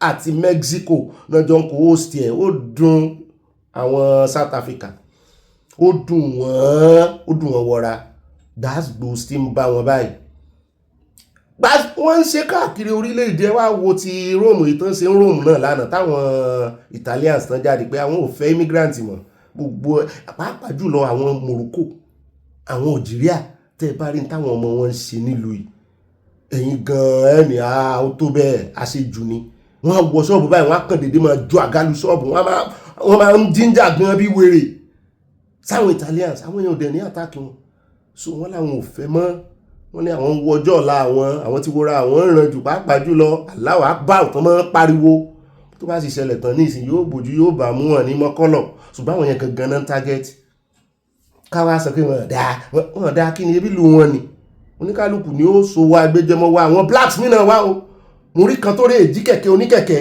wọ́n rẹ̀ ń pariwo lé black ni wọ́n sì ń fi immigration yẹn náà wọ́n kàn ń jẹ́ ń bẹ̀ lára wọn so àwọn náà nílùú wọn káwa náà tún lu wa ṣe ní tó ṣẹlẹ̀ ní South Africa àwọn kan ní í ṣe tí wọ́n bẹ́ẹ̀ ni they won't take law into their hands but wọ́n máa pressure government wọn tó fi máa ṣe ní tán fẹ́ wọ́n máa pressure sókù sọ́wọ́ àwa náà káwa náà tún lu wa ṣe àjò dàbí ilé o kò sígbà tí odídẹrẹ́ wa ò ní padà sílé o àjò láwa o gbogbo tá a sì ń lé náà lẹ́yìn ìgbà tá a bá ti ní good life ọ̀pọ̀lọpọ̀ àwa tá a wà ní diaspora ń tán pé good life á ní ó kàn jẹ́ wípé to maintain it kò sí maintain tá a bá lè ká padà lé sí Nàìjíríà bẹ́ẹ̀ náà sì ní nǹkan kan ṣoṣo tó o bá ti ní páálí ìlú tó wà wò rè mọ́ lo bunch of your time nílé bó bá jẹ́ inú oko ló kọ́ sáìtì sí mọ́ rè mọ́ jókòó bẹ́ẹ̀ o jọ̀ọ́ bá jẹ́ bẹ́ẹ̀ ló kọ́ ilé rẹ̀ sí wábì kan láàrin ìgboro mọ́ rè jókòó sí sáìtì o ṣùgbọ́n mọ́ ìlú òyìnbó kò dàbí kò rí bákan náà mọ́ ó dẹ̀ já tẹ̀ wájú àròjọ́ mùsùlùkùn àyà lọ́dọ̀ rẹ̀ náà Omokri ìdí tí kò tí ì fi lọ sí Mexico ó ní Mexico àwọn èèyàn ní Mexico kọ ni ó ní wọn ọkọ̀ òun ó ní onímọ̀nà fìkì ní àmbọ̀ mbẹ́ lórí náà ni kò ní dọ́là bàbá ti wá kún bẹ́tàn àyà ní ọ̀dọ̀ NNPC ní àti bẹ́ wọ́n ní over 70% of eligible NNPC staff seek exit pé àwọn ò fẹ́ ṣiṣẹ́ ní ẹni mo ní kílẹ̀ ń dúró sí tẹ́lẹ̀ NNPC kílẹ̀ ń dúró sí ń bẹ́ àwọn ní wọ́n sì ń ta gáàsì wọ́n ní wọ́n ń tepo rọ̀bì wọ́n ní 70% wọn náà ò ṣiṣẹ́ mọ́ ní NNPC mo ní wọ́n ti fọ́ yín pátápátá ń bọ́ bẹ́ẹ̀ àyàn létí yín wọ́n ti wá kó ń bẹ́ tán láwọn àṣẹ àtẹnumọ́ ọ̀rọ̀ kan ọ̀dọ̀ àfáà kan títí máa ń jíjà àwọn rò pé òun mọ̀ ọ̀rọ̀ sọ ó sọ̀rọ̀ wọ́n bi léèrè ọ̀rọ̀ kan lórí ọ̀rọ̀ sàríà torí wọ́n máa ń sọ pé òye sàríà ni òye wa inú àkójọpọ̀ ròyìn láti fi ọ̀rọ̀ rẹ̀ lójú ọ̀rọ̀ rẹ̀ ní òròpó tó 1 minute tó fi sọ̀rọ̀ ṣùgbọ́n àwọn ò bá fẹ́ lójú dáadáa wọ́n béèrè lọ́wọ́ ẹ̀ ní ẹ ti rí òun náà nìyẹn òun náà ti sọ̀rọ̀ kan rí tó ní gbogbo àwọn ẹlẹ́bọ àtàwọn tí ìbá ṣe ẹlẹ́sìn àwọn tán bá ti mú wọn pé kán fi ọ̀bẹ gé wọn lọ́rùn kì í ṣe pé kán fi máa ṣe bóyá kán fi máa yẹ̀wò kì í ṣe pé kán fi máa yẹ̀wò lọ́rùn wọn o pé kán fi bẹ́ wọn lọ́rùn àáfàá tó sọ bẹ́ẹ̀ rí òun náà wá ń béèrè lórí ọ̀rọ̀ torí wọ́n ní àtẹnumọ́ tiwa náà ti pọ̀jù lórí ọ̀rọ̀ sàríà àmọ́ pariwo lójoojúmọ́ no space for sàríà in Yorùbá land pé sáwà tiẹ̀ mọ́ tó wà nù sàríà yẹn gangan mo ní kò ní ìdíkárè ìbáyín kà ṣùgbọ́n àwọn tí wọ́n ń pariwo sàríà yẹn náà à ń gbọ́ lẹ́nu wọn ọ̀rọ̀ ẹnu wọn láò fi dá wọn lẹ́jọ́ ẹ wá gbọ́ ohun tó sọ ó sọ nǹkan kan lórí ọ̀rọ̀ sàríà ni o pé ẹni tán bá fi pa bá lò pọ̀ pé ó ń láti ní ẹ̀rí at least èèyàn 4 wọ́n láti witness yẹn mo ní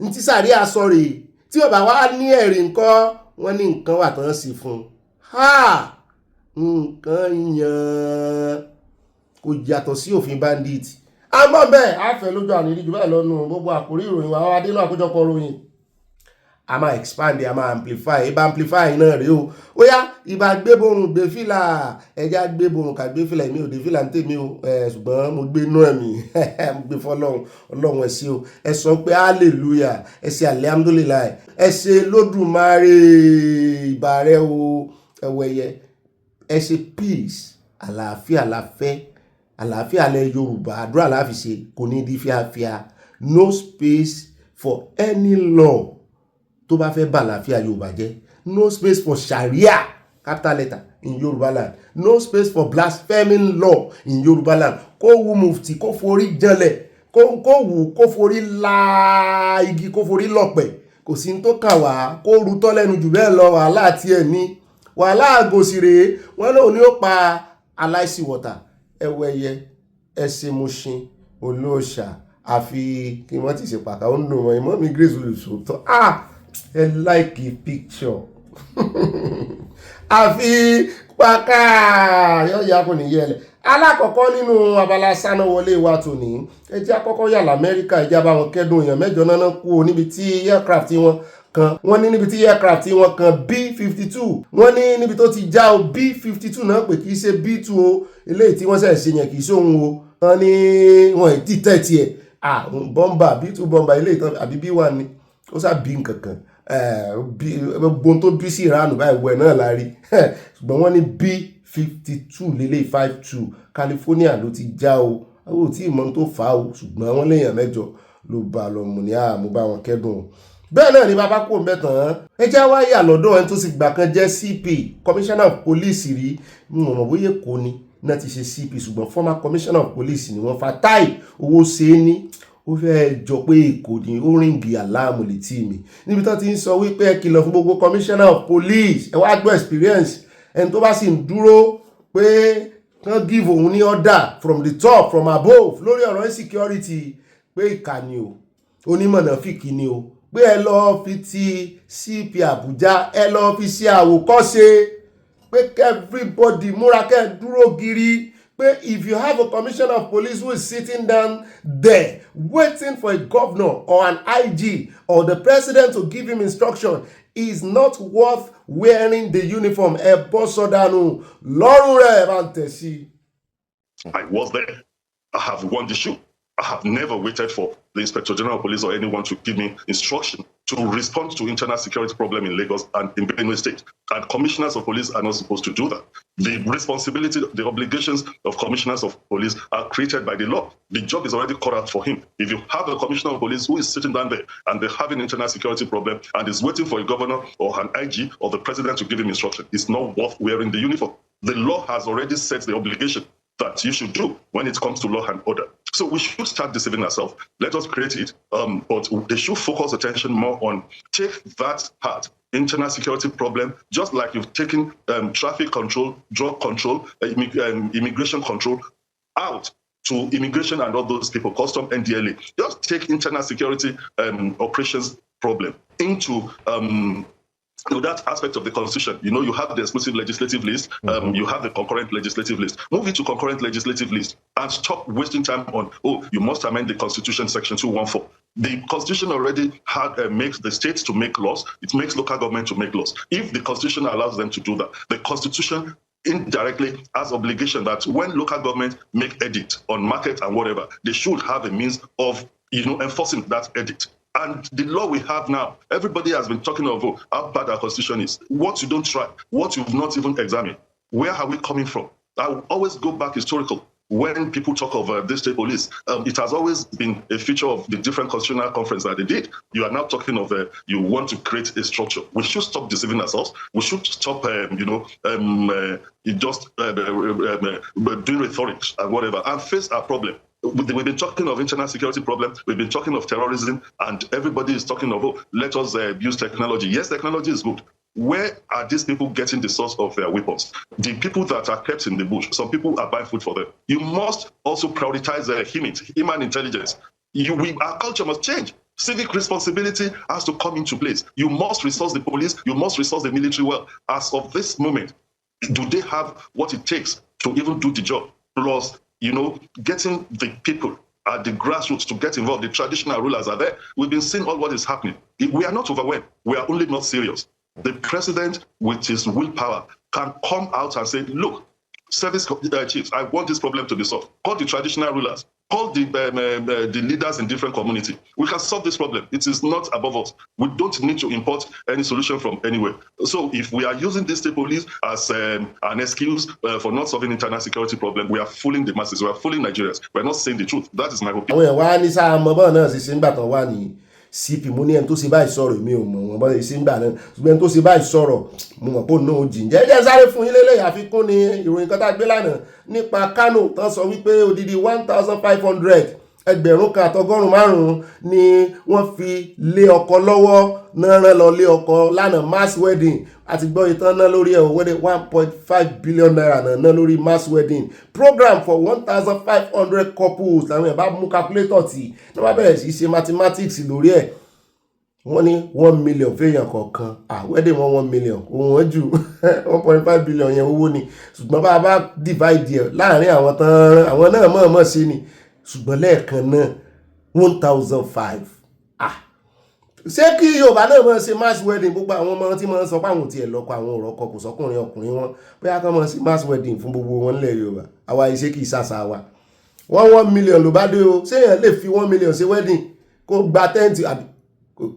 kó tiẹ̀ mọ́ gba event center kó lè gba tent kó wá dí títì wọ́n ṣe wedding láyé àtijọ́ kí era event center kó tó dénú ẹjá kó bẹjá wá sáré yà ní ọ̀dọ̀ àwọn ní wildlife àwọn ẹlẹ́ran àwọn tí mójútó ẹranko nù jù irun gbó wọ́n ní Nigeria agency arrest 4 suspects and recover over 130 kg of elephant tugs in coordinated anti-wildlife trafficking operation. Tán fi elephant truck kì í ṣe kíní ìwo elephant yẹn kì í ṣe nǹkan kékeré o.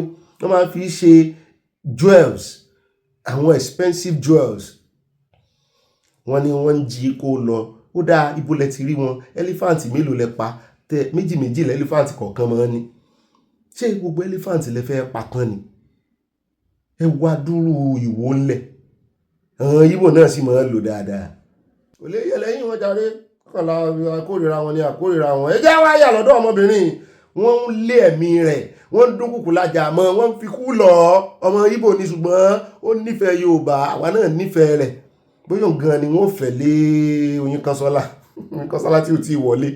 Ìmọ̀ gbé àwa Yorùbá lárugẹ ni. Ó ló wá dífá fún ìṣẹ̀lẹ̀ kan tó ṣẹlẹ̀ níjẹta tí ìyàwó Ojukwu tó jẹ́ Minister of Foreign Affairs tó rèé ṣe trade by barter ní Ethiopia tán kó àwọn prisoners tán ṣe prisoner exchange tán kó wọn wálé. Gbogbo àwọn tán kó wálé tán sì kí wọn náà pọ̀ jù bẹ́ẹ̀ lọ. Wọ́n ní gbogbo wọn jẹ́ 136 Nigerians. Wọ́n ní ṣùgbọ́n ìgbà tá a yẹ̀wò látòkè délẹ̀ mi ò tiẹ̀ rò pọ̀ máa Hausa kankan wà ń bẹ̀. Jẹ́ sáré scan through náà. N ò rò pọ̀ máa Hausa wà ń bẹ̀ ṣùgbọ́n ọmọ Yorùbá wà ń bẹ̀ o nínú 136. Wọ́n ní 3 lọ́mọ Yorùbá. Yòókù Yíbò ni yòókù Yíbò gbogbo wọn. Kò sí Benue bẹ́ẹ̀ Benue tí máa yí mọ́ wọn. Chidi, Arinze, Chizoba, Emeka, Onua, Adofos, Emeka, Daniel Ibrahim yìí ó ń do bí ó yá ọmọ kìíní ló máa jẹ. Ṣùgbọ́n yòókù ń bẹ Ìgbò gbogbo wọn. Lọ́mọ yìí bá fọn fèrè rẹ̀ ló fọn rere rẹ̀ pé ẹ wá wò ó sọ̀rọ̀ South Africa. Lóòótọ́ South Africa ò dá ṣùgbọ́n àwọn ọmọ yín náà ò sún wọn. Gbogbo ibi tẹ́ ẹ bá rán wọn lọ àbí tán ránra wọn lọ náà máa bàjẹ́. Wọ́n máa bàbẹ̀ jẹ́ ni àwọn náà fún yín ní bad reputation. Ẹ bá ń tẹ̀sí ẹjẹ́ agbọ́rọ̀ lẹ́nu ẹ̀.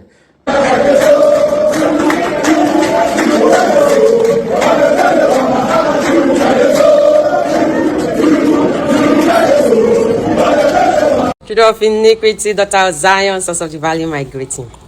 Happy Sunday, everyone. This one's now the prisoner went there for Ethiopia, more than 100.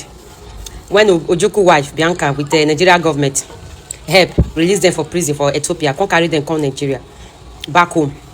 One person come and say, why all of them are Igbo? Before Uncle one day there. So, we thank God. We thank, I think the Nigeria government, they do good more, we thank them.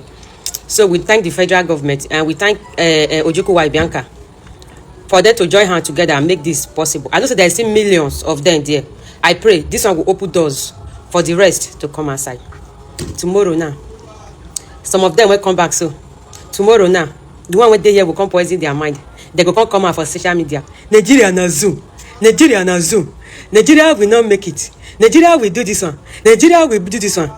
But you guys don't come back to Nigeria now. I wanna do Nigeria, I'm not the Biafra. Some of now tomorrow, I know una go still come outside. Cause they do whoa. Cause they make noise up and down. Una don't dey for Ethiopia prison for over how many years now? Nigeria government don't bring una come back. Tomorrow una go see they make money. They call Nigeria Zoo. I don't want to talk.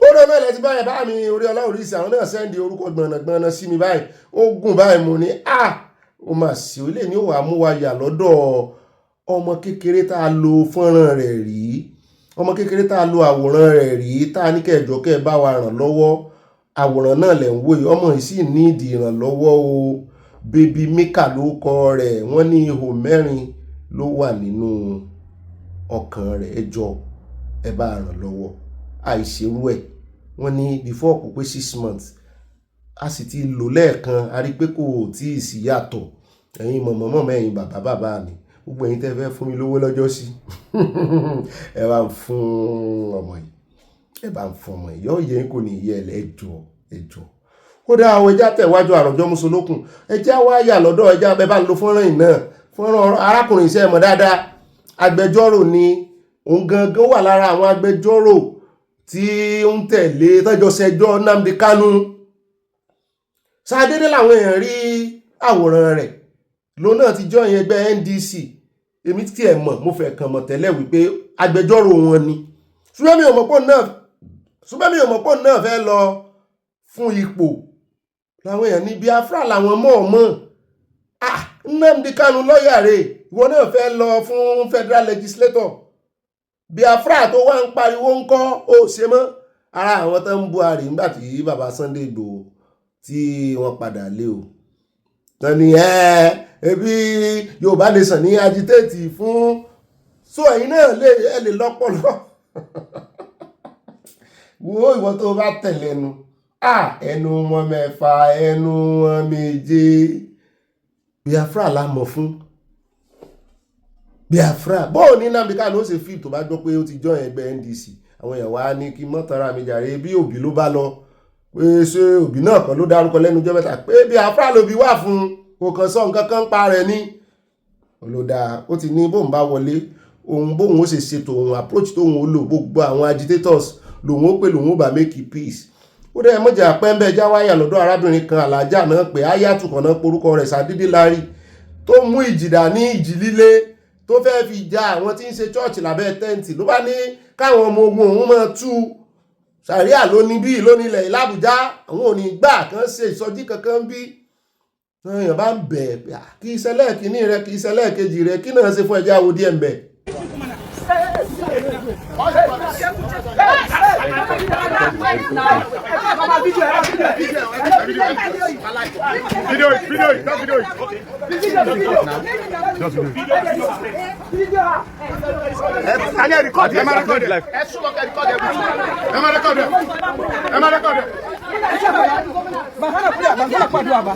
Anything you like, do it.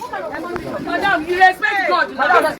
Ó náà lẹ ti rí yẹn o ọlọ́pàá tí ń tẹ̀lé kiri kì í sasọ ọlọ́pàá gidi lọ́wọ́ o bọ́n bandit ṣe máa ń ṣe ni ìwà burúkú tó wù yìí o ìwà sàríà lèmi kà sí o kí ló kàn ọ́ pẹ̀lú àwọn èèyàn ń ṣe ẹ̀sìn wọ́n ní kì í ṣẹlẹ̀ kìíní kì í ṣẹlẹ̀ kejì kì í sì sojú kan owó mìíràn lọ káàkiri gbogbo eré àyẹn ni o pé rárá ṣe Àbújá mùsùlùmí ló làbújá ayatù náà pé kí ló fi yàtọ̀ sí Islamization tá à ń pariwo lé lórí ẹ wá wo papambari rẹ̀ náà ni pé wèrè tó wá sọ ọlọ́pàá lẹ́yìn rẹ̀ yẹn kò ní tag kò ní orúkọ mú ní so uniform ọlọ́pàá ti di gbẹ̀ntú ẹ̀yọ̀ ní ìsìn anybody ló lè ran ìkejì náà tó wọ dúdú tó gbé bọ́dá ní bó ní tiẹ̀ ṣe jẹ́ àwọn wòrè náà tẹ́rò pọ̀n náà nílẹ̀ wọ́n á jọ́rọ̀ ẹ̀sìn bí jẹ́ ẹ̀sìn ṣe máa bẹ̀rẹ̀ rèé o ibi tẹ́mi sì rí àwọn ará ibi tán ta tẹ́ǹtì wọn sí kì í ṣe ibi tí wọ́n ti lè máa pariwo dín yín lọ́wọ́ kì í sì ṣe ìkúlé rẹ̀ wọ́n ní kò ó jìnnà sí ilé rẹ̀ wọ́n máa ń fún ní information ní. ṣùgbọ́n àwọn tiẹ̀ ń gbèjà rẹ̀ o ẹ mọ̀ pé inú wọn máa ń dùn ìgbà míì wọn ní sọ̀rọ̀ wọn àwọn láìkì ẹ̀ bẹ́ẹ̀ àwọn ó dà níbẹ̀ ẹ̀jẹ̀ wá sáré dé Ogun State níbi tá a ti gbọ́ tán sọ wípé àwọn Nigerian troops àti Nigeria Army àtọlọ́pàá wọ́n ní wọ́n ń ṣiṣẹ́ papọ̀ ní o with other security agencies wọ́n ní ọwọ́ wọn ti bà 54 àwọn àtọ̀rìnwá tán fura sí illegal immigrants wípé àwọn ò ní ṣe xenophobia fẹ́yàn kankan kódà kọ́mọ South Africa wà ń bẹ̀ ṣùgbọ́n àwọn àǹdù wọn legally ó ti jẹ́ pé illegal immigrants ni wọ́n Ogun State ni wọ́n ti mú wọn o following an actionable intelligence the suspects were picked up in a coordinated operation across Ìjẹ̀bú Ìlẹsẹ̀ and surrounding communities mo ní ó sì jẹ́ Ìjẹ̀bú náà máa gbà wọlé ó rà níbẹ̀ jẹ́ padà sọ́dọ̀ òsì ọmọlẹ̀ sì ń fi gbé bọnú olóhùn ò ní dákẹ́ òun ò ní wòra òun níran òun ó sọ̀rọ̀ sókè torí wọ́n ní bẹ́ẹ̀ bá dákẹ́ tára rẹ̀ ó bá dákẹ́ àti pé àìlè sọ̀rọ̀ níbẹ̀rẹ̀ orí ibùkú pé pẹ̀lú òun àti àpábíò wọ́n ní ṣòkòtò kan náà jọ tẹsẹ̀ bọ̀ pé ìkòkò sì ní gbomi kó bí ẹ̀yìn kò tún bá sọ̀sọ̀ náà mọ́ o wípé Senator Adams Oshiomhole APC Edo North questioned the authenticity of signatures on Senate committee report that led to Senate Natasha Akpoti-Uduaghan suspension wípé ọ̀pọ̀lọpọ̀ àwọn tí wọ́n sọ pé wọ́n tọwọ́ bọ̀wé láti suspend di Natasha nígbà náà pé irọ́ ni pé wọ́n ṣe olúwọlé signature wọn ni pé orúkọ wọn tán fi síbẹ̀ pé irọ́ ni wọ́n tó bẹ́ẹ̀ pé kò yẹ kí wọ́n suspend di Natasha làwọn èèyàn bá ń wò lọ́ọ̀kan ṣe bí wọn náà wà lára àwọn tó ń lé fùrù tètè tó ní Natasha jẹ̀bi àbúrò páàrí fọ́nrán rẹ̀ ní lóòótọ́ ń gbóhùn sókè láwọn ibì kan tí ohun ọmọ Nàìjíríà ò ti jákè òun bá wọn gbóhùn wọn sókè gẹ́gẹ́ bí representative wọn lè gbìmọ̀ asòfin ṣùgbọ́n nígbà tó kan ti Natasha gbogbo yín lẹ dìlù lẹ dìmọ̀ lẹ dìtẹ̀ kí ló wá dé tó yá pé ní ìdá ìlú ṣẹ̀ wá ń sọ fún wa kí ló mú ọ tó pé ọ tó yìí nítorí o sáà wá gbogbo ọ̀nà láti fi bá Akpabio sì dá lóhùn Akpabio náà tí ì dáhùn o kí ló dé tó dìlé òótọ́ yìí ó ti di rọ́mọ lọ́wọ́ tó yẹ kó ti tú síta ti pẹ́ kó dìde kó gbégbá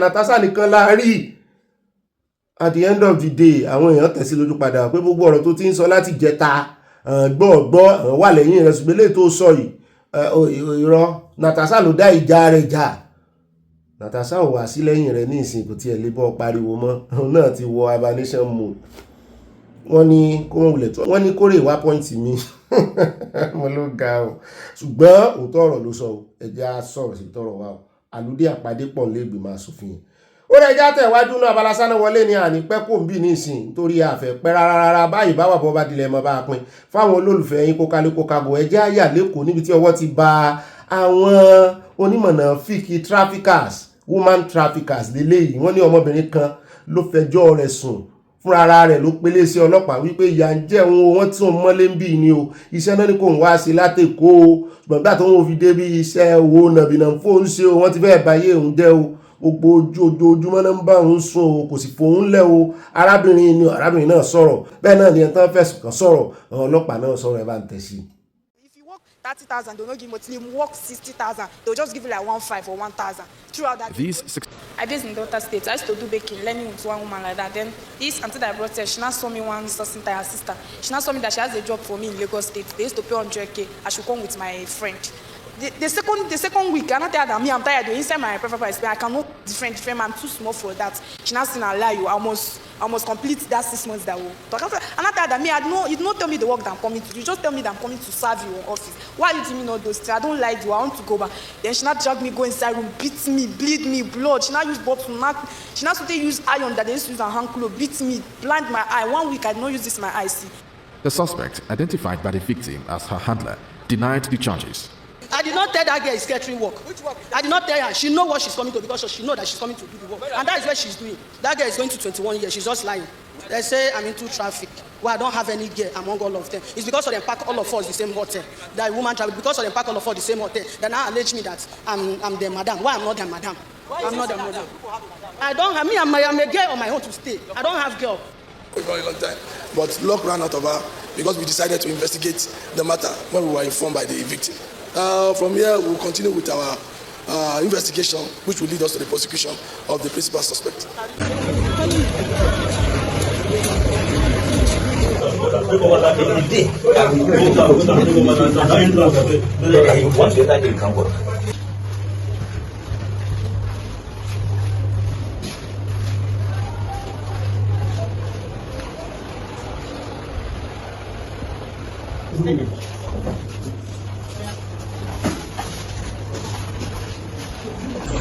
No, let me carry the girl along. Let me hold the girl.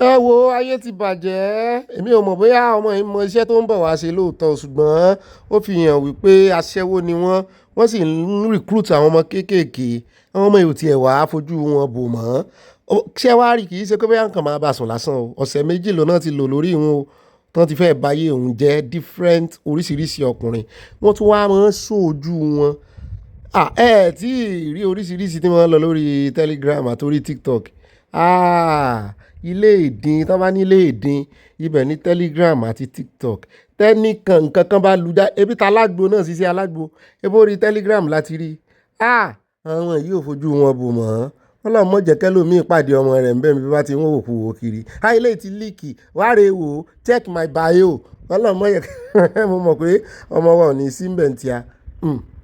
ó rẹ̀ káàbọ̀ padà ẹjẹ́ wá sáré yà lọ́dọ̀ ọmọbìnrin náà pápápá láàṣì níbi tó ti sọ wípé gbogbo àwọn ni wọ́n ń bá sùn o nítorí ẹ̀ à ń bọ̀ lórí ọ̀rọ̀ oníṣàríà àsọnù tó ní tán bá fipá ọmọ mùsùlùmí ẹ wá gbọ́ tán bá fipá bá ọmọ mùsùlùmí kankan sùn gbé ó gbọ́dọ̀ ní ẹlẹ́rìí 4 láwọn àfọ òní tán fẹ́ báyé àwọn ọmọ wa àwọn náà kan náà ní káwọn ọmọ mọ̀ kúnlẹ̀ fún bàbá wọn mọ́.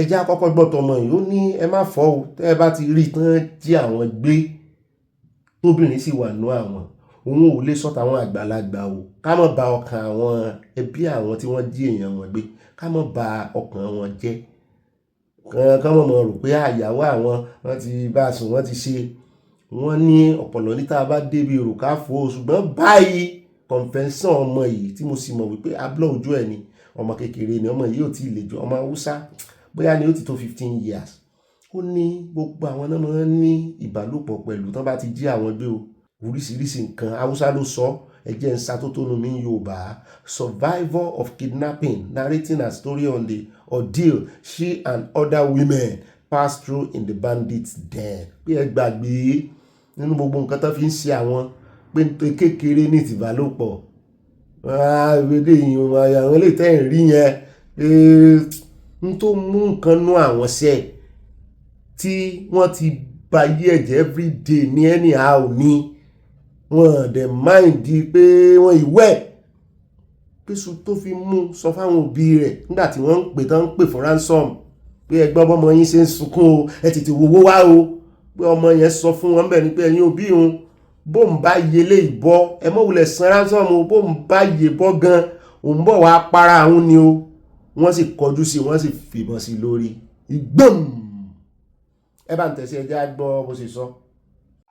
Da man ka tai an buge mu ba an buge mu sai an mana walakanci kala-kala kuma an kai mu da ƙarhi wai da la'atar an ka ɗauke mu abu mu kai ba sai da sahi mun ka tai an kai mu cikin bukka a buge mu amma dai ana ba mu abinci amma a buge mu a mana walakanci kala-kala mu a tuite mana tambayoyi dai so walakanci nau'i ne kamar mi da miski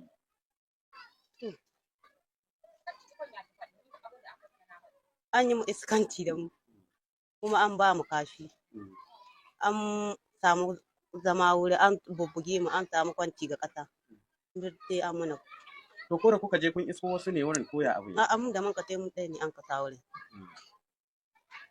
to gaskiya na nawa wurin kwana 20 babe to a cikin waɗannan ranaku kamar kwana nawa ne suke iskanci na to ai tun da mun ka tai ba sahiyar abin ya rutsa da kike to menene wanda in kin tuna shi ranki zai ɓaci a komi ɗaukan ma da an kai ma in ka tuna shi sai to an biya kuɗi ne ka ɗan ki zo kafin an so ku a ni dai an sun dai aza miliyan 10 ban sani bai da an ka karshe an dai kai da mu. sẹ́yìn náà ti wá rí ẹ̀já aṣọ yòókù dínú àkójọpọ̀ òròyìn àníṣàn kankan báyìí mo fẹ́ fàáfàá yẹn lésì dáadáa kó lè dùn mọ́ wa à ń gùn mí. àwa yà lọ́dọ̀ Mr. Ìjẹ̀ṣà bàbá Ìjẹ̀ṣà la bá gbọ́ sàdédé fúnra rẹ̀ náà ló bọ́ sórí ẹ̀rọ agbágbé pé àìwá bóun yọ o ayọ̀ abara tíntín bímá o mo ní ẹ bímá bó lẹ ṣe bímá bó ló ṣe jẹ́ bàbá Ìjẹ̀ṣà ó níyàwó òun bímá ká mọ́ yẹri ẹ̀ wò pé ká mọ́ wulẹ̀ mọ́ wá tí ò sọnù bímọ àwọn bímọ náà nù àṣẹ ẹ̀ṣẹ̀ IVF ni bó ló ṣe jẹ́ gbó ló kú òní lọ́lọ́run ṣe ẹ̀kọ́ ọyọ sótì ìtọ́dún kan ni wọ́n ní ká mọ́ yẹ̀wò sẹ́ pé iṣẹ́ ìyanu Ọlọ́run ni mo sì ti gbọ́ tí kan nú àwọn arábìnrin kan tí mo ń sọ̀rọ̀ lórí agbami báyìí tó náà ti sọ tipẹ́tipẹ́ tó ní òun gbọ́ fìrìnfìrìn òun gbọ́ kúkú òjò pé arábìnrin kan rè ń yọ bá bàbá Ìjẹ̀ṣà ìlú mọ̀ká náà ní ó ti ẹ̀fẹ́ fẹnu tá fálà rẹ̀ báyìí pé kì í ṣe bí gẹ̀ náà ó ṣàṣọ gbogbo ẹ̀ nígbà náà táwọn èèyàn ní kó gbogbo ẹnu ẹ̀ sọ̀hún gbogbo ìsọkúsọ tí mo ń sọ ìsọkúsọ ti dòótọ́ o bàbá Ìjẹ̀ṣà bímọ o gbogbo sítórì tó wá líìdì sí kò kan àwa ń bá yọ̀ ní ọkùnrin làǹtẹ̀láǹtẹ̀ the prince of the bàbá Ìjẹ̀ṣà ẹ̀ dẹ̀ fi àwọn ẹlẹ́lẹ́ nílẹ̀ jẹ́ kan live life wọn ẹ fi wọ́n sílẹ̀ ok fine wọ́n ti ṣe nǹkan tí ò dáa wọ́n ti lọ serve punishment wọ́n ti dé ṣé kán kú ni ṣé kán má live life ni ṣé àwọn náà wá ṣé bàbá Ìjẹ̀ṣà kéré ni tí màá ṣe kàn tó dé tó ní ká wá mú òun bàbá Ìjẹ̀ṣà kéré wọn ò kéré rárá ṣó ti yẹ fi wọ́n sílẹ̀. olóṣìlẹ̀ ló pọ̀jù náà àwọn big six. àwọn big six olórí burúkú lóyún kọ́mẹ́ǹtì lórí fọ́tò wọ̀nyí náà olórí burúkú ló pọ̀jù nù yín púpọ̀ nù yín ọmọ ọlọ́mọ ọmọ ekele fi dìsẹ̀ fún wa tí má bàbẹ̀ lọ́wọ́ tọ́kí stage pé báwo ló ṣe àgbọn àǹtí àdúgbò ẹ̀gbọ́n ọ̀rẹ́ mi àǹtí àdúgbò kò sẹ́ni tí ó pọ̀ jù máa inú àwọn boys tí mo ti ń ṣe talking stage gbogbo wọn àǹtí àdúgbò tí má bẹ̀ lọ́wọ́ ẹ̀gbọ́n àdúgbò náà ta ló jẹ́ àǹtí àdúgbò mọ́mí kìíní kan ẹ̀gbọ́n ọ̀rẹ́ mi àwọn ọ̀dọ́ mọ́mí mi kí ló dé wọ́n ṣe pé olórí búkà iná dẹ̀dẹ̀ comment ní Instagram ẹ fà àwọn ẹlẹ́lẹ́ni ilé àwọn kọ́lọ́ ọba yẹn yín jẹ́ ẹ fà àwọn ẹlẹ́lẹ́ni ilé. ayọ̀ abara tí ń tiẹ̀ jẹ́ abala yọ̀yọ̀ ẹni máa bí máa kó yọ ọ̀fọ́ ọlọ́mà èmi máa bí tààtà àti bí abọ́lọ́mà ayọ̀ abọ́lọ́mà àyà ní sí ọmọ náà ń pè àbọ̀mọ́ lọ́dà àmì àtàwọn ọ̀rẹ́ mi kan la máa fi dásà nígbà táwọn school ọmọ la máa pè pé ọ̀rẹ́ wa bí máa o ó rà nírí jù báyìí lọ́wọ́ ẹ̀já rè bí mi nínú àkójọpọ̀ ròyìn ṣùgbọ́n ẹ̀já kọ́kọ́ yà lọ́dọ̀ àwọn ṣùgbọ́n ẹ̀já kọ́kọ́ mójútó kọ́mẹ̀ntì àwọn olólùfẹ́ wa àyà fẹ́ lo amplifier rẹ̀ ó fẹ́ bá wa fi gbé ohùn wọn sókè gbẹ̀m ó yà àyà nsọ̀nlẹ̀ o àròjọ mùsùlùkùn mo jẹ́rìí rẹ̀ wọ́n pẹ̀ dé o. mo máa tún kí káàbọ̀ sínú abẹ́lẹ̀ yìí lólùfẹ́ abala comment section Mami Evangelist Dorcas jáde sọ́la wọ́n ní pásítọ̀ yẹn fẹ́ kí wọ́n wá gbọ́ iṣẹ́ òun wo ní ọlọ́run á ran pásítọ̀ lọ́wọ́ agbára wọn ò ní ká pásítọ̀ gbogbo kí gbogbo ìdílé aláyọ̀ a ní fi ẹkún sin ọlọ́run lórúkọ Jésù àmín wọn tẹ lọ́ọ̀ sí arẹpẹtẹ. Mami Christiana Mustapha wọ́n ní wọ́n bí well done God bless you well blessed friend happy Monday mọ́mí ó ti yé mi yọ́ yẹn kò ní yẹ I love you so much love you too wọ́n tẹ lọ́ọ̀ sí a mo rí ọ̀gẹ̀dẹ̀ mo rí pineapple ó pọ̀ ẹ bá gbọ́ pé ó pọ̀ bẹ́ẹ̀ ni ẹjẹ́ ayé àlọ́dọ̀ màmí Eunice Falaye wọ́n ní ó mà ṣe o baálé lẹ́kùn ilé dàrú ilẹ̀ gbọ́ ọ̀rọ̀ olúwa o gbé wá níjà bí o sì gbé Mósè níjà dáṣẹ̀rí àtòyẹ fún àwọn agbésùnmọ̀mí wọ̀nyí ní orúkọ Jésù odò and nation no going back wọ́n tẹ lọ́ọ̀ sí láti Canada. bẹ́ẹ̀ ni àtìgbẹ́ngàn láyà Cipriano Miriam Cipriano náà wà lábẹ́ ìtàgé wọ́n ní bọ́bí ọkọ mi wọ́n tẹ lọ́ọ̀ fún kí ló ń bọ̀ kò sí tó ń bọ̀ tilẹ̀ wà ọmọ ìgboro kí ló ń bọ̀ wọ́n ní ṣẹ̀wà pa mi wà I'm just smiling here because my heart is just filled with your love can't love you less my heart beat. bẹ́ẹ̀ ni wọ́n mi Grace olùṣètò you are my heart beat too ó kàn ṣe gbìgbìgbì lọ́kàn tèmi ni. wọ́n ní mo kí Bobby dáadáa pé kú iṣẹ́ o ó sì kó akitiyan Olódùmarè àmúwádé ilẹ̀ ìmúṣẹ wa láyọ̀ nípa àṣẹ rẹ̀ àmì o a ó sì ṣe àṣeyọrí àti àṣeparí ní orúkọ ńlá Jésù Kristi àmì wọn ju love wọn ju kiss mi. bẹ́ẹ̀ ló ní bá mi fọlọ́ṣọ́ ta nímọ̀ làwọn ní Bobby ìgbà Ọbásanjọ́ ni wọ́n gbé ilẹ̀ bàkásì fún Cameroon. mọ́ mi fún mi lọ́lá wọn ní Ọ̀gbẹ́ni Bobby òótọ́ lẹ́sọ̀ o irú ẹkùn must be properly funded to function effectively. Mami Grace olùṣòtọ́ wọn ní gbé fìlà iye kò sáàyè fòfin ṣàríà àti òfin kófin ní orílẹ̀-èdè Yorùbá rárá wọ́n tẹ love ṣe wọn láìkí kọ́lọ̀ love mẹ́tẹ̀ẹ̀ta yìí ó wà coloring. Mọ́mí Elizabeth níyà mọ́mí lùjẹ̀sà wọ́n ní mo tètè dé mo ríre gba ẹ káàbọ̀ sílé aláwọ̀ bẹ́ẹ̀ ni mo rí kọ́mẹ́ǹtì yín báyìí pé káti ẹ̀ tó kúrò lórí streaming náà ni mo ti rí kọ́mẹ́ǹtì yín. Mami Evangelist jáde sọ́la wọ́n ní Bobby oníjákójákó ẹjọ́ o mo bá Bobby bẹ̀bẹ̀ ẹ má fàjà o láti Easton Texas.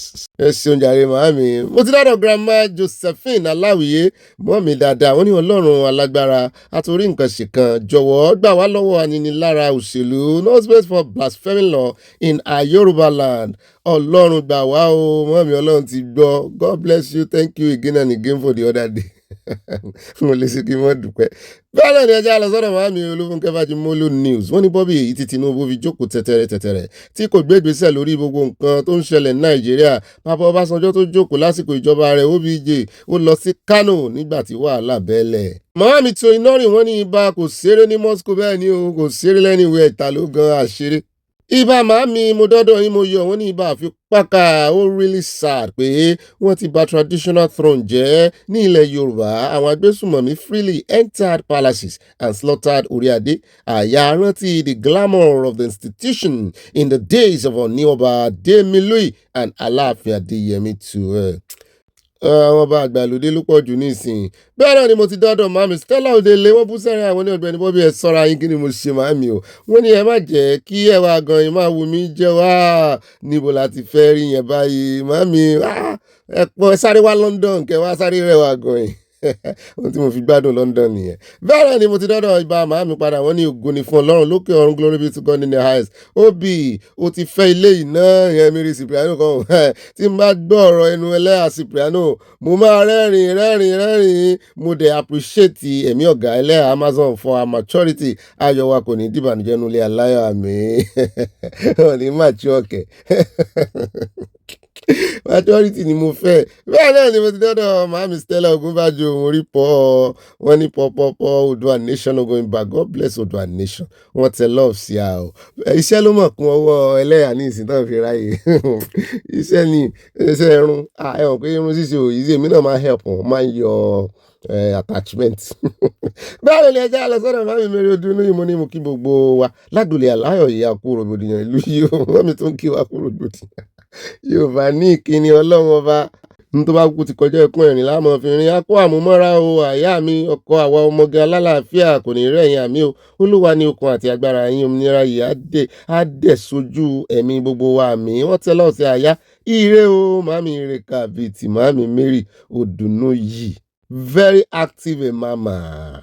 Màmí Yẹmí Ìgè múrẹ́yìn náà wọ́n ní Ọlọ́run o báwo lókù ọ̀gá ológun yẹn ṣe délé ìròmìrómì rèé o wọ́n ní òjò ẹ̀san kò ní gbé sókè o yóò rọ̀ o ṣé òkú tíṣà ò tí ì ní rà báyìí àwọn àṣẹ o irú ayé wò lè bàbá God. At Timi Titus olórí ọ̀dọ́ wọn ní well done sir Ọlọ́run náà ń kí o Ọlọ́run àgbè fún yín o iṣẹ́ tá a ṣe àwọn ò ní gba praise ṣe Ọlọ́run ló ń ṣe o mọ ẹ̀bá mi Fọlọ́runṣọ́ nímọ̀lá wọn ní Ọ̀gbẹ́ni Bobby kí ló dé tó jẹ́ wípé ìgbà tí general pai tán ni ológun ṣẹ̀ṣẹ̀ kọlù wọ́n wọn náà wọn fẹ́ pa general mọ́ wọn ni àbí wọ́n wá ni excuse wọn nìyẹn o bẹ́ẹ̀ náà ni màámi Florence Tosh wọ́n ní Ọ̀gbẹ́ni Bobby ìfẹ́ mi pàtàkì màámi Tosh you touch my heart Ọlọ́run wà pẹ̀lú yín àmì ọkọ gbogbo wa ẹ kú bí ẹ ò jẹ́ kí etí wa di o wọ́n mi ti wa ò ní di sí ìròyìn ayọ̀ wọ́n tẹ love rẹpẹtẹ sí wa o love you ma bẹ́ẹ̀ náà ni màámi Mary Odùnú wọ́n ní òbí tèmi nìkan àtàyà mi ọ̀wọ́n ibà oníròyìn gbàǹkọ̀gbì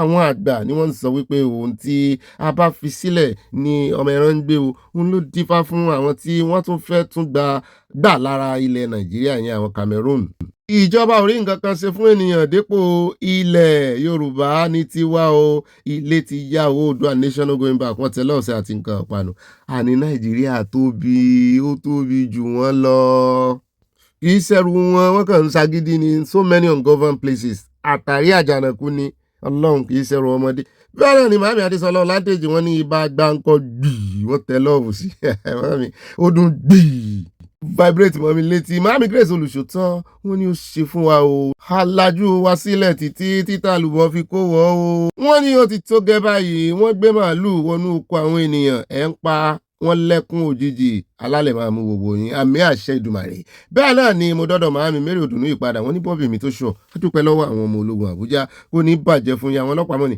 ẹ kú iṣẹ́ takuntakun èrò ẹkùn adúpẹ́ fún iṣẹ́ ìlú àṣeyọrí ní tiyín o Ìgbòho ṣàdúpẹ́ púpọ̀ wọ́n tẹ́lẹ̀ ọ̀sẹ̀ Oòduà nation no going back.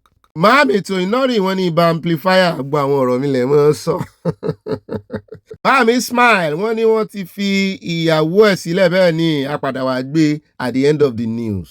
Bó tiẹ̀ jẹ́ pé ìbọn bà á bẹ́ẹ̀ náà ni màámi Fúnmilọ́lá Bello wọ́n ní Ọ̀gbẹ́ni Bobby ọkọ wa mo kí àwa lovely and wonderful ìyá ọkọ wa lálùbáríkà mo wà lórí ìkúnlẹ̀ mọ́ ẹ̀mí yẹn sọ̀pọ̀lọpọ̀ ọdún láyé mọ́ gbà yẹn dalẹ̀ mọ́ love you mọ́ àti sà mọ́ mi yìí Ọlọ́run ọba ń kẹ́yìn èmi náà ṣe máa fún yín Sábì I love you too ma.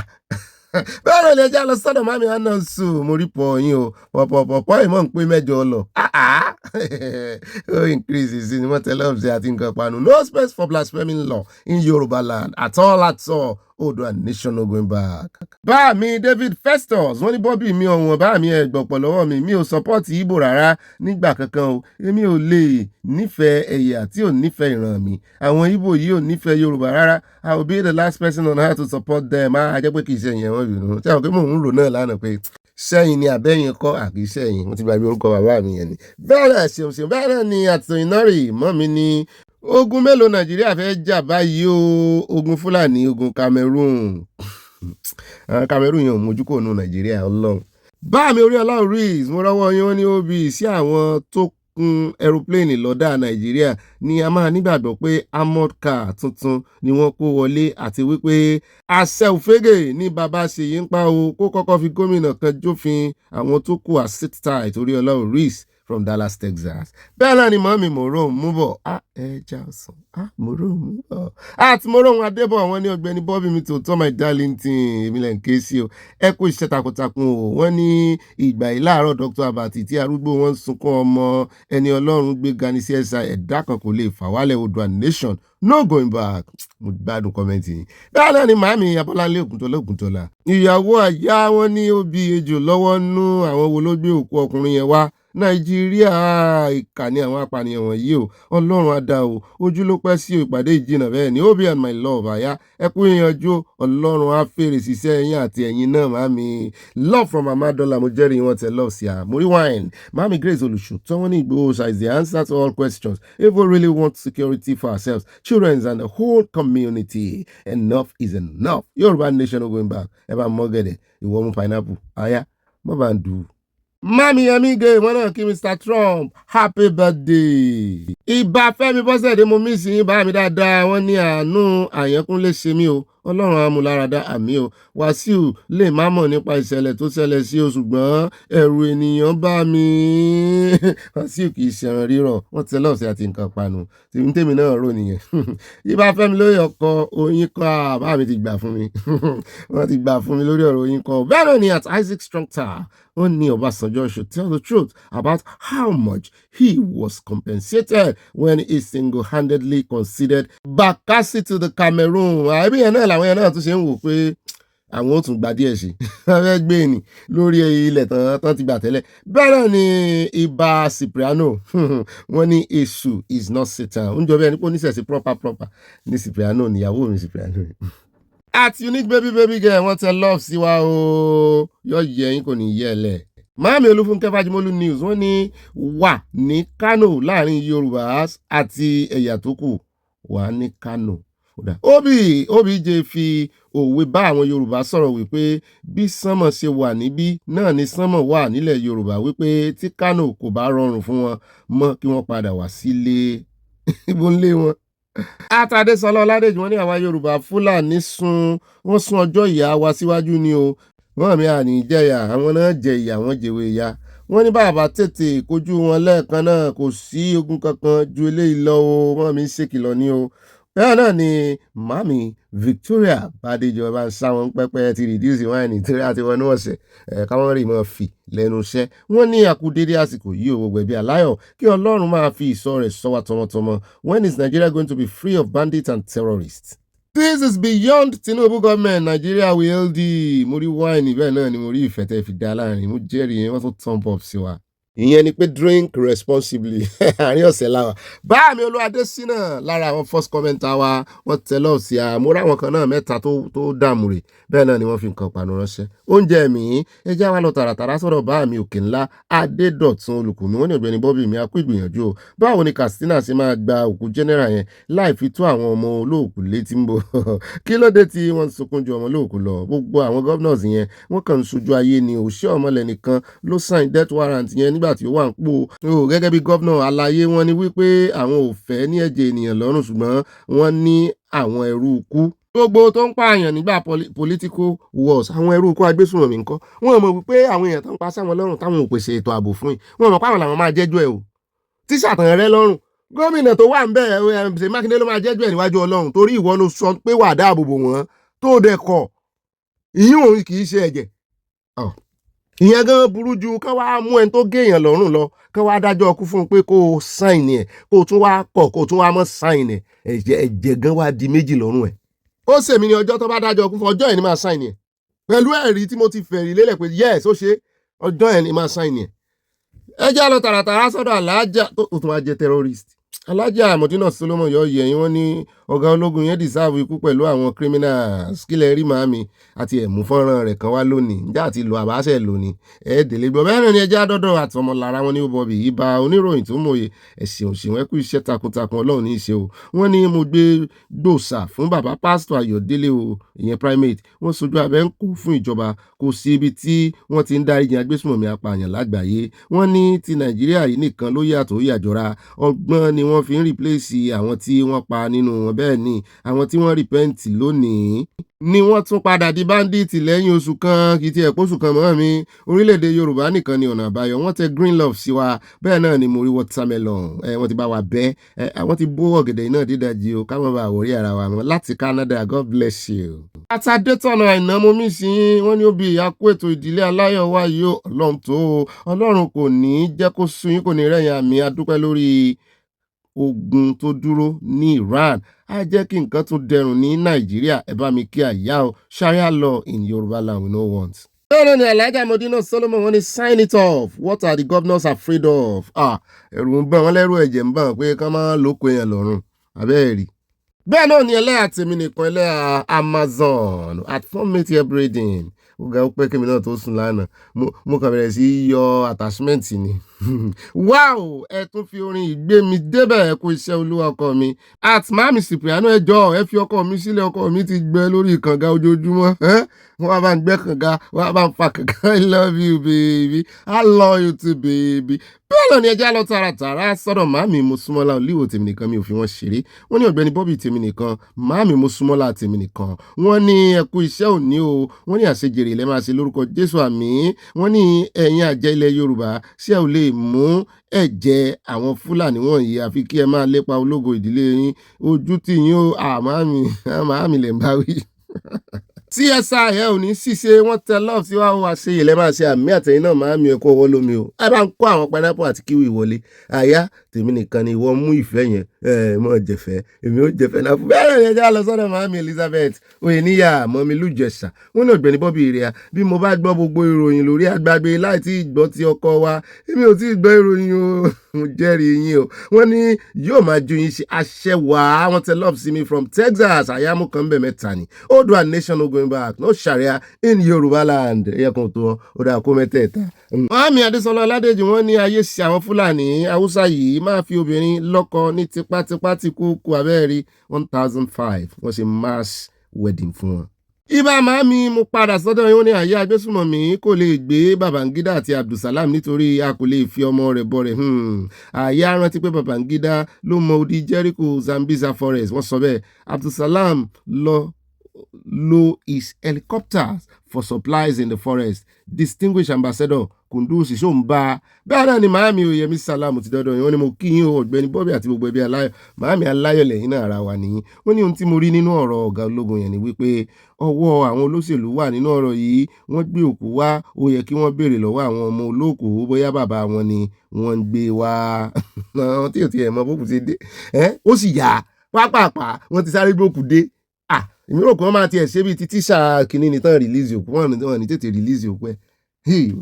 Bẹ́ẹ̀ náà ni at Mami Modúpẹ́ Táíwò wọ́n ní Bobby mi ọ̀wọ̀n Mami ẹgbọ̀pọ̀ lọ́wọ́ mi o. Ẹ kú iṣẹ́ àtàárọ̀ o, Olúwa yóò pín yín lérè. Àmín. Wọ́n ní ajé àfi ilé gbogbo wa ṣe ibùgbé lọ́sẹ̀ yìí láṣẹ Ìdùmarè. Àmín o, ọwọ́ Ọlọ́run ní Nàìjíríà kù sí báyìí pààyàn. Ó sú wa o, ó súyàn o, àwa tún ráàyè o níbi gíga. Wọ́n tẹ love sí àti nǹkan panu Ọlọ́run nígbà yìí wa o fún ẹlòmíì. Bẹ́ẹ̀ náà ni Mami Stella Ogunbaju wọ́n ní Ọlọ́run níbo ni ayé yìí wá ń yí lọ báyìí o, ogun ajínigbé lọ́tún lósì ilé yìí máa wá ga o. Tí a bá rí ẹnikẹ́ni nínú ìlú, ọmọdé ni àgbà ni tàbí àwọn àlejò tí wọ́n gbà bọ́dé, ẹ̀yin alálẹ̀ dìde kí ẹ palẹ̀ gbogbo wọn mọ́ kí ilẹ̀ lanu gbé gbogbo wọn mì. Àṣẹ wàá. Mami Kẹ́hìndé Òsèní Sàlímọ̀ ọmọ owó lódò ọba máa tẹni bẹ lọ́wọ́ máa tẹni gbọ̀rẹ̀. Wọ́n ní ẹ káàárọ̀ sá bàbá mi Ọ̀gbẹ́ni Bobby ẹ kú iṣẹ́ takuntakun sá Ọlọ́run ní í ṣe o. Ẹ̀mí yóò gùn ní agbára gbogbo àwọn alálẹ̀ ilẹ̀ Yorùbá pátápátá tẹ̀bí tara ẹ̀yin náà àmì àti ẹ̀yin náà ẹ̀mí ó bu ní ogun o. Bẹ́ẹ̀ náà ni at Joe Mausin wọ́n ní Ọ̀gbẹ́ni Bobby arákùnrin yìí nílò ìrànlọ́wọ́ àwọn ará ìlú. Ọkùnrin tí ó kó àwọn ọmọ rẹ̀ 3 wá sun ibi iṣẹ́ ọdẹ rẹ̀, àánú rẹ̀ sì ṣe mí. It is well. Olóhùn òfẹ́ kan gbaṣẹ́ yẹn lọ́wọ́ nítorí bá mọ̀ pé àwọn ò nílé lórí. Bẹ́ẹ̀ náà ni Mami Florence Alade wọ́n ní kí Ọlọ́run gbà wá lọ́wọ́ ìpakúpa tí Fúlàní ń pa àwọn ènìyàn wọ̀nyí o. Àwọn olóṣèlú wa ní ogun tó ń jà wá. Bẹ́ẹ̀ ni Odua nation no going back níbi tí kò sí ààyè fún Sharia àti blaspheming laws. Ó bí ẹ bá mi kí àyà wa, àyà wọn ni kí ọ wọ́n tẹ love rẹpẹtẹ sí àti nǹkan pàánù mọ́ ti ìpín ní sùúrù abádénúlé àmọ́ pín. Ọmọ kan jújù ó ní mi kì í fi jíṣẹ́ gbogbo owó tán ní ìgbà táwọn kékeré tán ní mo fọmọ ìlú àwọn mọ̀mọ́ wa ó gbà lọ́wọ́ wa wọ́n fi fi jíṣẹ́ wọn á ní gbogbo ọmú tí wọn náà mú láyà mi ńkọ́ so lè sanwó ẹ̀ bẹ́ẹ̀ náà ni Ajíbọ́wà Babátúndé Johnson bá mi ní brọ́dà mi mú kí yẹn kú iṣẹ́ lọ́nlẹ̀ kí ó àwọn gbìyànjú ni. wọ́n ní ẹ̀wò Adeleke is one of the idiotic entertainer governors in the southwest wọ́n làwọn ò gbà tiẹ̀ rárá. bẹ́ẹ̀ náà ni báyìí Báyọ̀ Akíngbàlà first time tá a kọ́kọ́ sọ̀rọ̀ lọ́dún ìkọ́ yìí wọ́n ní Ọ̀gbẹ́ni Bobby mi tó tọ́ ibà ìhòòhù kàwí tolúwa làṣẹ bẹ́ẹ̀ ni wàá máa dún yín ṣe àṣẹdùmarè please let all the security groups combine to raise down all Fulanis huts in our land today is my birthday ire o ẹ bá mi kí bàbá kú iṣẹ́ o bàbá kú iṣẹ́ ìyanu lórí ayé Báyọ̀ Akíngbàlà bàbá kú iṣẹ́ má bá mi kí bàbá kú iṣẹ́ o bàbá kú lórí ayé Báyọ̀ Akíngbàlà bàbá kú iṣẹ́ Ọlọ́run tó mú yín dé kòríta tẹ́ ẹ wà yìí kò ní padà lẹ́yìn yín o bàbá mo ní ń kọrin fún yín ní orin gospel yóò yẹ bàbá wa happy birthday to you àmọ́ rírì yín ìgbà ọdún kan ní wá yín tí o we celebrate the grace of God upon your life ní kú láíláí. Happy birthday once again ẹ máa ń patẹ fún bàbá yìí. bẹ́ẹ̀ náà ni mo ti wà lọ́dọ̀ bá mi Akínyẹmí ò ní wọ́n ní ẹ jọ̀wọ́ ẹ bá mi kí ọ̀rẹ́ mi àyẹ̀wò àti ìyàwó àtọmọ ọ̀rẹ́ mi tuntun Bobby kì í sọ̀rọ̀ ẹ̀yìn mọ́ dáa ẹ mọ̀ wọ̀rí. Mami Agnes Shelley wọ́n ní Ọ̀gbẹ́ni Bobby thanks you're welcome and thanks for sharing these powerful video prayers tonight. Mami ó ti dáa fún yín. At Comfort Adélẹ́yìn wọ́n ní wàhálà dé o ṣebí brother Délé Mọ̀mọ́dù ti announce ara wọn gẹ́gẹ́ bí Délé Mọ̀mọ́dù náà ti announce ara rẹ̀ gẹ́gẹ́ bí vice president irọ́ wa ṣé bó ń bá Àtìkù ṣiṣẹ́ ni ó gbowó iṣẹ́ ó tún fẹ́ jẹ méjìlá bá àlàdé ṣé gbogbo wọn ò ní padà lẹ́yìn Àtìkù báyìí ó ga omi tán lẹ́yìn ẹja inú. ọ̀rọ̀ ayọ̀ yọ àyà yóò sì dáa fún ọ bóun ṣe wàrà rohùn mo ti ń retí yẹn ẹ̀jẹ̀ mọ́ nàgà ìtọ́ tí mo túlẹ̀ ń bí náà kò gbẹ kó tó dé mi ò sì rí èèyàn fẹjọ́ rẹ̀ sùn rẹ̀ wá nǹkan jókòó lé bẹ́ẹ̀ náà ni kẹfìdí lé àga ni o torí mo jẹ́rìí Mary Cipriano yóò tá àmọ̀ ọ̀rọ̀ mi sí nǹkan mi ẹ jókòó sórí àga yàrá ẹ mọ́ wá nǹkan mi jókòó lé ẹ mọ́ jókòó sórí nǹkan mi orí àga yẹn jókòó lé bẹ́ẹ̀ náà ni ẹ wá nǹkan olómi tútù time of sọ̀rọ̀ àjìjà mo gbọ́ wípé òjò ń rọ̀ Nàìjíríà ẹjọ́ ẹ mọ́ kó gọ́tà omi yalé àgbàrá ya ṣọ́ọ̀bù omi ò ní gbé wa lọ́mọ lọ o ẹ jẹ́ ká wá fẹ̀dọ̀ lórí òróǹro báyìí bá wà bó bá dilẹ̀ bó bá dénú yẹn mọ́ bá pẹ́ fáwọn olólùfẹ́ yín kó kálé kó kákó ká wá mọ́ fẹ̀ lójú gbogbo bí tá a ti mẹ́nu bá alákọ̀ọ́kọ́ ń bẹ̀ ọ̀dọ̀ Dangote níbi tá a ti gbọ́ tán sọ wípé lálá tó ròkè ó ti ń padà bọ̀ wálẹ̀ o lálá turukú ilẹ̀ fast many are called but few are choosing out of the few that were choosing by their capability and their ability we shall know them. ọmọ Nàìjíríà ewu léwu o ebilebi ọ̀rọ̀ Dangote ní ebilebi ìjásí o wọ́n ní Dangote ti já owó epo wálẹ̀ o 75 naira per litre. mo ń bọ̀ mi ò tí ì dé Dangote Petroleum Refinery has reduced the gantry price of premium motor spirit petrol by 75 naira per litre. wọ́n láwọn ò gbọ́ rí pé Kìṣí ló ṣe é pé kókàndínlẹ́ já 75 naira wálẹ̀ mú nígbà tí ń ròkè mọ iye tó fi ròkè ẹ mọ jẹun bínú o. In a circular to fuel marketers on Monday, the refinery said the adjustment followed the de-escalation of the tension in Middle East, which had impacted energy prices in the past 3 months. Following the de-escalation of tensions in the Middle East, which has impacted energy prices, we wish to inform you that we have reviewed our premium motor spirit gantry coaster price, the circular stated. It added that the new gantry price is now 1,175 instead of 1,250, while the coaster price per metric ton has been reduced from 1,590 fáwọn tó ra tóun wọ́n ní ó ti di 1,495. wọ́n sì sọ wọ́n ní láti òru àná ni àwọn ti change gbogbo ilé epo àwọn ti change price bẹ́ẹ̀ bá délé epo mi tán ti change ẹ̀ wọ́n láwọn ò mọ̀ sí o. Kindly note that all outstanding unloaded gantry volumes will be repriced at the new rate effective 12 a.m. June 16, 2026. Kẹ̀yìn tẹ́ ẹ ti san àsánlẹ̀ tẹ́ ẹ ti ìgbà epo yín wọ́n láwọn ò dá owó padà fún yín ni o tàbí kàn fi lé epo yín torí new price làwọn fi gbóko fún yín. We sincerely appreciate your continued patronage and assure you of your unwavering commitment to reliable products, supply and excellent service delivery. According to the petroleumprice.ng, the Dangote refinery is now the cheapest petrol as many marketers sold it for around 1,240. Wọ́n náà kan sì ń ta 1,240 àwọn tó ń gbé wọlé látòkèrè, ṣùgbọ́n Dangote báyìí wọ́n náà ti reduce tiwọn sí 1,175. Kí ni ìyàtọ̀ 1,175? Àwọn èèyàn tí ìjà owó ipò wálẹ̀ 75 naira náà ni o ní difference o làwọn èèyàn wá ń sọ wípé kán jọ o fún wọn ní grace aráàlú ẹ fún wọn grace dúpẹ́ tó já wálẹ̀ wọ́n ní rárá o ọ̀gbẹ́ni Bobby bá wa fẹnu sí o ó gbọ́dọ̀ já wálẹ̀ jù bẹ́ẹ̀ lọ torí nígbà tí ogun Iran ó fi bẹ̀rẹ̀ wípé 1008 lepo ń gbà náà pé iye tó gorí ẹ̀ ju 75 mo ní sọ́jọ́ kan ni wọ́n fi lé ni wọ́n ní kì í sọ́jọ́ kan wọ́n ní ṣùgbọ́n kó ṣàjà wálẹ̀ mo ní ẹjẹ́ àyìn kó tiẹ̀ mú wálẹ̀ díẹ̀ náà wọ́n kàn declare ní o wípé Strait of Hormuz wọ́n kàn declaration ló kàn gbọ́ o tó ti já ká nígbà tàwọn ìṣẹ́ pé NNPC tẹ́tí ní refinery ṣé ní ṣe protest kan tó mú wálẹ̀ ẹja fún ní grace sí yóò wálẹ̀ jù bá náà lọ làlátùrúkú ilẹ̀ fast ibẹ̀ látún sí wá ń gbọ́ wọn láwọn tí ń ṣiṣẹ́ ní NNPC wọ́n lọ́pọ̀lọpọ̀ wọn like 70% náà fẹ́ fi bẹ̀lẹ̀ mo ní kí ló dé mùdùmùdùn mùlá tó ń jẹ́ ń kọ́ wọn rí nǹkan gbẹ́nu sí mọ́ ẹnu gbẹ àwọn ní ìdí owó. The Nigerian National Petroleum Company Limited has commenced an early retirement scheme that is already attracting significant interest from employees, which officials confirming that more than 70% of eligible staff have indicated willingness to participate in voluntary exit arrangement pé wọ́n ti wà eligible láti retire already kí ni wọ́n á dúró dè.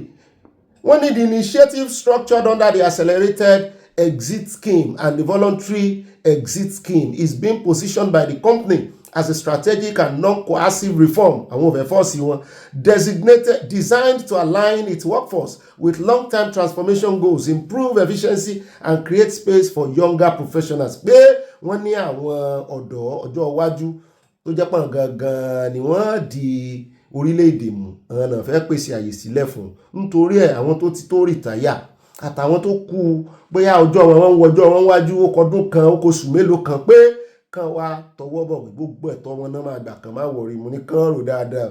The AES target employees with up to 1 year left before retirement in 2026 while the VES covers staff due for statutory retirement in 2027 as ìyẹn ọdún kan náà ni, as well as SSI grade employees with about 2 to 5 years remaining before retirement between 2028 and 2030. Àwọn ọlọ́dún márùn náà wà mẹ́rin tó kọdún márùn tó máa fi retire wọ́n ní gbogbo wọn ni wọ́n target. They said no employee was being compelled to leave the organization. One of the officials disclosed that more than 70% of workers eligible for the scheme had already indicated interest. So what have fún wọn pọ̀ mo jẹ́rìí ọmọ Nàìjíríà èmi ò fi relocate kó Nàìjíríà ni kó sáà wo ibi tí ó gbẹ̀ṣẹ̀ sí check before you limp o. The clarification comes amid concerns in some quarters over the rationale behind the initiative and speculation that some categories of staff may be under pressure to exit the company. Ẹjẹ́ àgbọ̀ lẹ́nu àwọn staff bí ó bá fi dọ̀la ẹ̀rí wọ́n lè ṣe protest kan gbé kíní pé irọ́ ni wọ́n fẹ́ tàn wọ́n ní over the past years wọ́n lè ṣe protest ká mọ́ gbóòtọ́ ọ̀rọ̀ lẹ́nu wọn ṣùgbọ́n for now wọ́n ní wọ́n fi ọ̀pá pọ̀lọpọ̀lọ bọ èèyàn kankan lọ́fun. Ó dárí bẹ́ẹ̀ já sáré yà ní ọ̀dọ̀ ọ̀gá ológun tó kú tí wọ́n rí ìyàwó rẹ̀ lánàá ibẹ̀ láti wá ń dọ́tán sọ wípé ẹ wá wo fọ́nrán ibi tó ti sọ̀rọ̀ lọ́jọ́ sí ńgbà tó sì wà ní active service. Wọ́n ní ó sọ wípé wọ́n ní oníròyìn channels ló bí léèrè wípé the military said they have been winning the war of terrorism. What do you have to say about it? Lórí ọ̀rọ̀ Boko Haram, the general simply replied, the issue of that thing shouldn't bother Nigerians. Today, the same military general who downplayed the serious security concern raised by the journalist, wọn náà ti pa báyìí o. Ẹ bá ń tẹ̀sí. We are on course. Recently, we have rescued a lot of civilians from the terrorists, and I believe you must have read it on paper. Even last week alone, we rescued how many? About 300 plus children and women. And as long as we rescue this kind of thing, I mean, this kind of group of people, I will want to believe that rescuing Chibok girls is on site. Only that, we have to be extremely cautious. We have to be extremely careful, and we are planning towards making a rescue that will be not just to rescue them, but to rescue them with their unarmed and with their lives. The military says it's winning the war against terror, yet there's a video gone viral on the internet showing members of Boko Haram celebrating the Sabbath. What do you say to that? The issue of that shouldn't bother Nigerians. We are done fighting. We know how far we have gone, and we know how far we are planning, and we will not be distracted from that. Those who are claiming to be celebrating Salah or whatever is for their own headache. As far as the Nigerian military is concerned, we are succeeding. We are succeeding, in isolating them, and we succeeded. We are succeeding in ensuring that their hideouts, have been completely trashed. And I'm speaking with you. We'll continue doing that coordination of process between the Air Force and Army to ensure that the so-called caught and uncaught terrorists will no longer going to have a prison space. A former chief of defense staff did say that the military was not equipped enough to fight Boko Haram. Is the military now equipped to fight Boko Haram? The average one you are having that we can be able to sustain is we are comfortable with it, and we are working with what we have, and what we have can sustain us, can make us to confront not only the so-called tagrags called Boko Haram, but any other post for that matter. And I'm assuring Nigerians that we are not leaving any stone unturned regarding this issue of terrorist activities.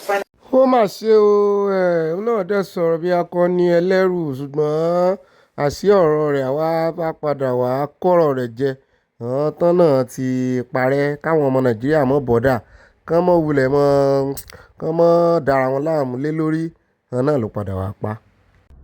ṣé iná tí wàá gbọ́ àyá lóhun ò ní káàánú kankan nu wọn mọ́ pẹ̀sán ló ń ké pé ńgbà tán wà ní ipò tó yẹ kán ṣe dáadáa operation safe corridor nàmbá kiri ẹnu wọn náà láti ń gbọ́ ẹ̀wọ̀n tí CDS sọ ọmọ Yorùbá bàbá yẹn àtìgbà yẹn ni mi ò ti wo sáìdì ọ̀dọ̀ wọn mọ́ àwọn ọmọ onínàkúnà ní ṣé bíbélì gan ní kan pa àwọn imagine ṣé Quran ní kan pa àwọn èèyàn tán pa kiri sófin bíbélì náà fi ń rúlù Nàìjíríà ni so ẹ mọ owó mentality àwọn olórí yín odidi CDS kì í ṣe ọ̀gá ológun orí ilẹ̀ o nìkan o kì í ṣe torí omi nìkan kì í ṣe tójú òfurufú nìkan o the three combined together ọ̀gá gbogbo wọn nígbà tí Christopher Musa kò ń bẹ̀ kó tó di Minister of Defence náà fi bọ̀dá ìsí o náà fi wọ́n sí o irú ẹ̀ náà rí agbẹnusọ ló á kú sí èmi ò ní èèyàn kankan ó kù sípò kìíní òṣùgbọ́n kán mọ́ rántí kán mọ́ fi ṣàwòkọ́sí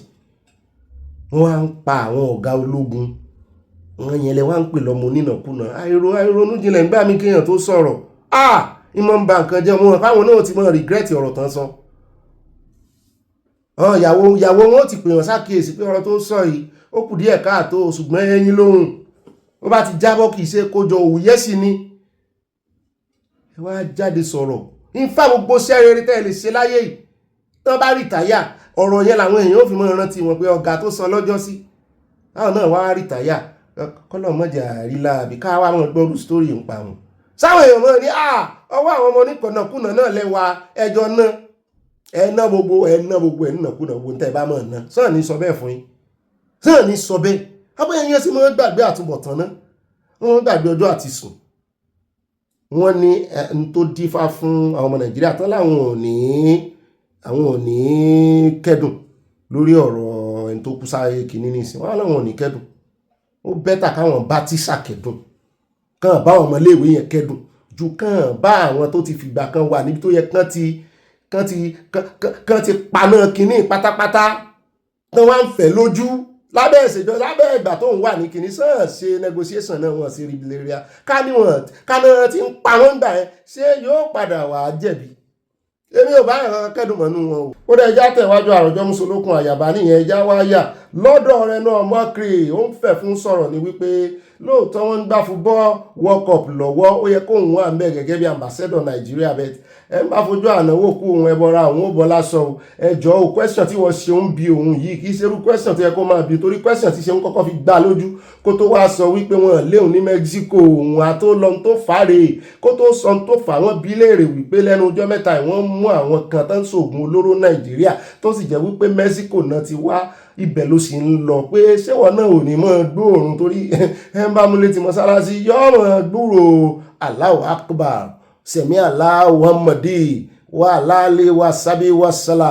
wọ́n bá súnmọ́ ṣọ́ọ̀ṣì wọ́n mọ́ gbúrò hallelujah wọ́n bá súnmọ́ àwọn oníṣẹ̀ṣe wọ́n mọ́ gbọ́ irinwó àyàgbọ́ àyàtọ̀ Satan is not Èṣù is not Satan ìyàwó mi nù Cipriano ní mọ́ tẹ̀mọ́ létí ní wọ́n ṣe sàlá àléwà sálà wọ́n gbójú ni pé ṣé sàbí ọlọ́run wa ni ms bàbá sàlá àléwà sálà ó rẹ̀ já gbọ́ lẹ́nu arákùnrin ó ní kò sí tó kàn pẹ̀lú wọn gbóògùn olóró ó ní ṣeun ṣùgbọ́n wọn ò dáhùn rẹ̀ bá ń tẹ̀sí.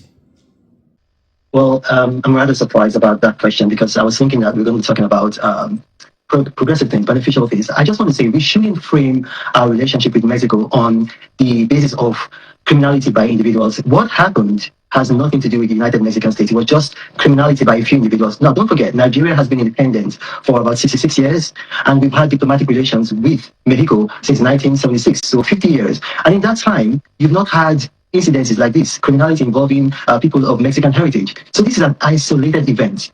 You got to understand, Mexico is one of, in fact, probably Nigeria's best friend in the international community. And why do I say this? You see, unlike some countries in that region, Mexico is very good with respecting the dignity of the Nigerian persons. So right here in Nigeria, you have less than 500 people of Mexican origin. In Mexico, you've got 50,000 Nigerians. 50,000 Nigerians. And the reason you have that many Nigerians there is because Mexico respects the dignity of the Nigerian persons. And you know, out of every 12, there'll be a Judas. You've got a number of Nigerians who are, who've done some criminally minded things in Mexico. Mexico has not framed their relationship with us on that basis. So if you look at Mexico, there's a tendency for people to think that Mexico is a poor country because with the theory of relativity, when it's standing beside a country like America, which is the wealthiest nation in the world, people might think that. But actually, Mexico has a $2 trillion GDP. It's the 13th largest economy in the world. So there are things that we can learn from Mexico, and I think we should frame our relationship with that country that way. For example, why does Mexico have such a huge economy, bigger than Spain, bigger than Indonesia?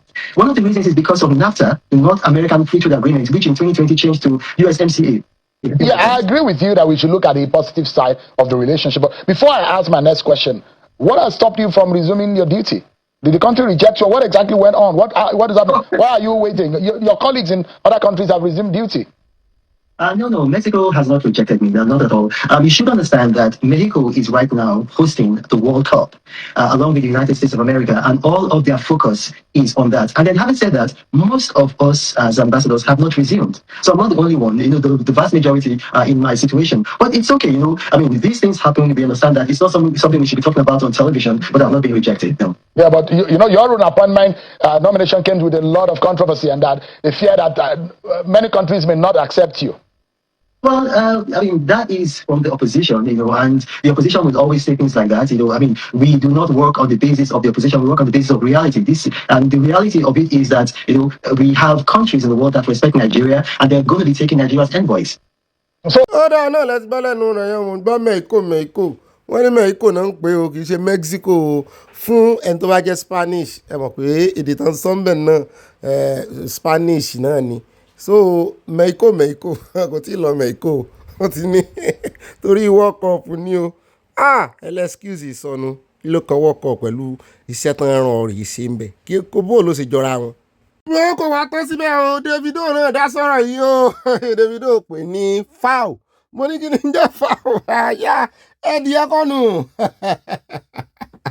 àròmọdìẹ lọ́wọ́ àṣà ó lẹ́dí ẹ̀ lásán kí ni sọ mú ní Davido kí ló ṣe fún ọ àyà ní ṣe mo ti gbàgbé ni pé lẹ́nu ọjọ́ mẹ́ta yìí tí Davido tó lè pàfọ́ọ̀mù ní World Cup wípé aṣọ tó wọ̀ tó lẹ orúkọ àwọn tó ń jí gbé lọ nìbàdàn tó lẹ̀ sára aṣọ rẹ̀ tó náà fi ń ṣe solidarity pẹ̀lú àwọn tí wọ́n jí gbé àti àwọn tán pa tíṣà tán pa ó náà ní ẹran Omokri sọ̀rọ̀ sí o tó ní kò necessary gbogbo ohun tí ń wọ̀ káàkiri yẹn kò need pé ó fi ń ba Nàìjíríà lórúkọ jẹ́ níjọ pé wọ́n ṣe máa ń ṣe pé negative ni pé lóòótọ́ intention ẹ̀ lè wà positive o but at the end of the day the reality of it is negative. Mo rò pé Davido náà wà ń sọ serve ó ń ro de ìgbà tí tóun ó gbẹ̀sán wọ́n sì ní ó náà mi kò dùn mí ara ní fàbọ̀ sí ó fàbà kékeré gba ńlá àmú ló wá pé odidi èèyàn ní ẹ̀dìẹ̀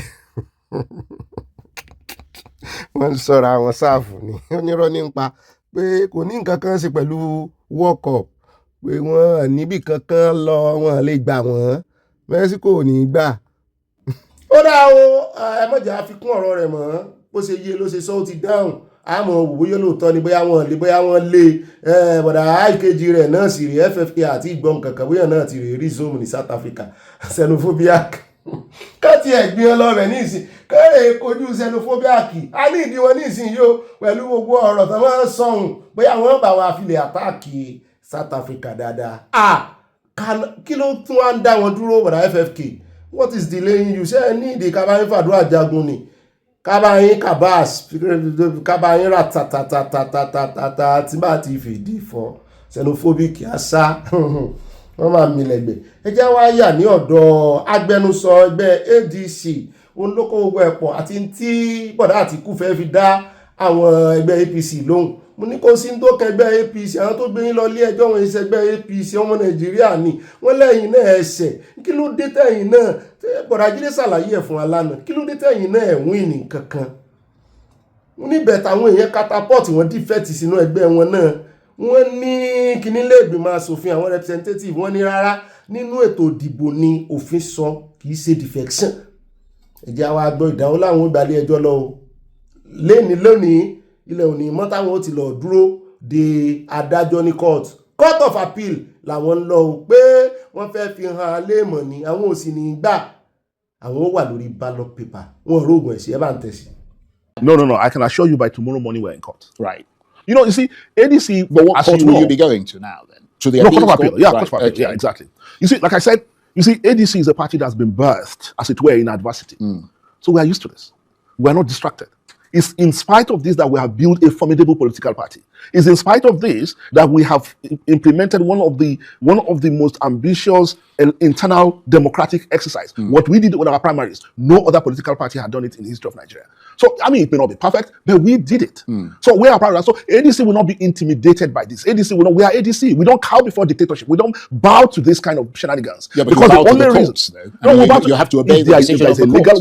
We are a law-abiding party. And we believe, we still have faith in the institution of judiciary, regardless of what individual judges are doing at the lower level or at whatever level. And that's why we are saying justice be done. But in this case, it is not about justice. What Justice Lifu did today is not about justice. It's politics. So what the ruling party, the government is doing, because if you remember, I don't know if you are aware, the individual championing the case works in the government. Then the Attorney General and the Minister of Justice, who is a defendant in this case, suddenly woke up a few days ago and became a plaintiff in the same case. What absurdity. Can you imagine any other country where this could have happened? We is doing. Now, having established that, we believe that the emergence of Atiku Abubakar and Rotimi Amechi as our presidential and vice presidential candidate actually gives us a formidable team that is immensely capable of winning this election. So, and we are not surprised with the kind of shenanigans that has cropping up the moment we announced Rotimi Amechi as our vice presidential candidate. So, in the real sense of it, and I'm wondering what Babachila will be thinking now, because he has written off your party. He said, with Atiku Abubakar as your candidate, the party is headed for a disaster. Well, you will notice that the party has refrained from joining issues with Babachila. While personally, I have a lot of respect for him. But I think the issues he was raising and what he was saying actually says more about the historical animosity that he has against our presidential candidate, rather than the primaries of the African Democratic Congress as an exercise, or our political party as the African itself. So, I mean, I wouldn't put too much credence to that. I mean, we felt that it was a local issue that they had. I mean, they're from the same Adamawa state, So we are very proud of the exercise that we have conducted, and we're very proud of the fact that we are the only political party in Nigeria who actually conducted real primaries to produce our presidential candidate. Let's go to the matter, the substantive matter of this evening. How does this come to the ADC? Officially speaking, how is your party reacting to it? Honestly, I must say that we are a bit surprised. And what surprised us is that we know the judiciary as an institution has problems. And we know that the Nigerian people more or less believe that there's a problem with the judiciary. But what we did not expect, and this is where the surprise comes in, what we did not expect is the level of judicial rascality that was demonstrated today. Because when a court of appeal say stay process until October 27, then the same matter on which the court of appeal say you should stay process, and you are aware that the court of appeal say you should stay process, then you went ahead and made and deliver judgment on the same matter. I mean, I would have said it's ridiculous, but it is actually bizarre and dangerous. But what is clear is that the presiding judge was not just practicing law or dispensing justice. He was acting a script that was written for him by the agents of the ruling party and the APC and the government of President Bola Ahmed Tinubu. I mean, we've repeatedly maintained that what the ruling party wants is a situation where by the time we arrive in 2027, President Bola Tinubu is the only one who is able to contest election, and every other person will have been eliminated. This is the clearest manifestation of that agenda, which is unfortunate. So what we are saying is we reject it in its totality, and we say that the people behind this are playing with fire, because what they are playing at is to generate the kind of crisis that Nigeria has not seen in a long time. And why do I say that? Hundreds, if not thousands of people have obtained nomination forms and contested elections and emerged as the candidates on the platform of the African Democratic Congress. So what do you expect? That they will roll over and die because this kind of product? When you say they're playing with fire, that sounds like a threat. I mean, if you read it as who is this directed to? If you read it as a threat, I mean, maybe you are correct, but it's a warning more than any other thing. Right? You will expect that these people who are busy demonstrating or celebrating democracy, June 12, will not be busy creating their own justice in 2026. I mean, what ranking hypocrisy?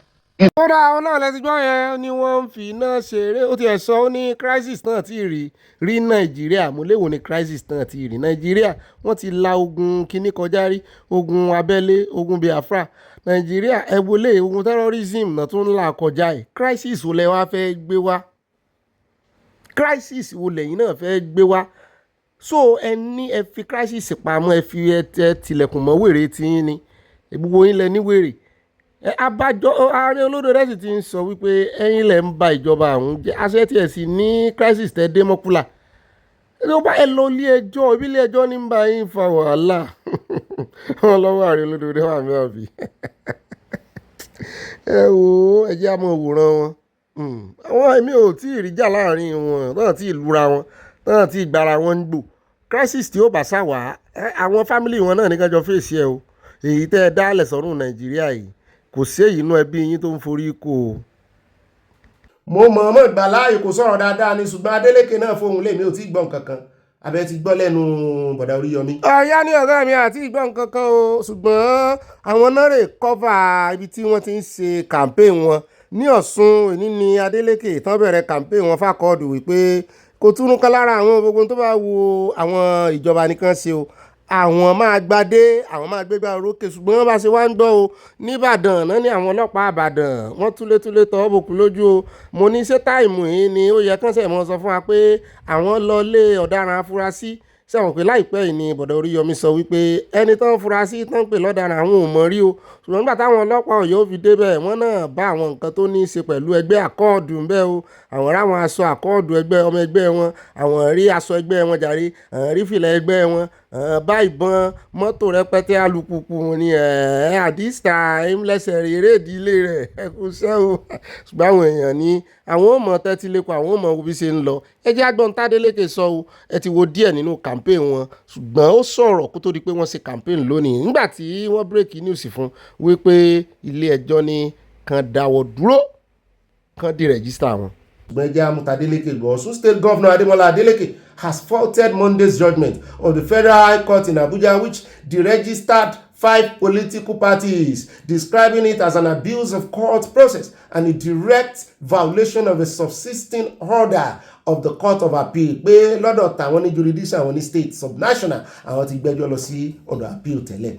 But this was contained in a statement issued in Osogbo on Monday lánàá by the governor's spokesperson Olawale Rasheed. Adeleke urged that the Court of Appeal had already ordered a stay of proceedings on the matter, expressing surprise that the lower court proceeded to deliver judgment despite the subsisting order. It is on record before Honorable Justice Peter Lifu that the record of proceedings of the Court of Appeal of 22nd May 2026 was put before His Lordship as Exhibit Mark 2. Kí ló wá dé tó go ahead láti dárú ẹjọ́ ẹ̀ pé kí wọ́n yọ lóyè wọ́n pariwo lé Justice Lifu lórí ní báyìí o.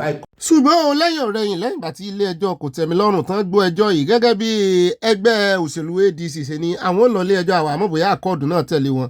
lábàgbọ́ wọn ni wọ́n ti já ewé àtẹgbò dámọ̀lẹ́kun fún adájọ́ tó dá ẹjọ́ yìí adájọ́ lífù ó ga o lọ́rọ̀ kan mo ní sanfẹ́ yọ ni wọ́n ní ti ilé ẹjọ́ àpí court ti sọ ni wípé kò ṣe dáadáa tó kò represent justice. Mo ní kò wá tán bí ṣe bọ́ọ̀ náà ń bọ́ ààrẹ olódòdẹ ni wípé ààrẹ olódòdẹ ló wà ń díẹ̀ lábẹ́ ìṣèjọba rẹ̀ àwọn ò lè rí justice abẹ́ ìṣèjọba rẹ̀ náà lẹ́tún ti rí justice mo tiẹ̀ tún gbọ́ wọn ní INEC fúnra wọn gan wọn náà gan tún lọ sílé ẹjọ́ tán gbé ẹjọ́ lòdì sí deregistration yẹn pé kán mọ̀ sọ àwọn lẹ́nu kò sí nǹkan kan tó ní káwọn deregister wọn. Gbogbo ohun tí ADC fẹ́ fa crisis lè lórí rẹ̀ òtán láwọn ò dàgó belẹ̀ aṣáàdúpẹ́ o wípé àwa àwò bóyá wọn wà á tún yin ìṣèjọba ààrẹ olódòdẹ tàbáwọn judiciary wípé wọ́n ṣàṣe dáadáa kì í ṣe incumbent ló rán wọn ṣẹ́. Giving an order directing the Lagos Tribe to state cases and the examination. The judgment was delivered yesterday.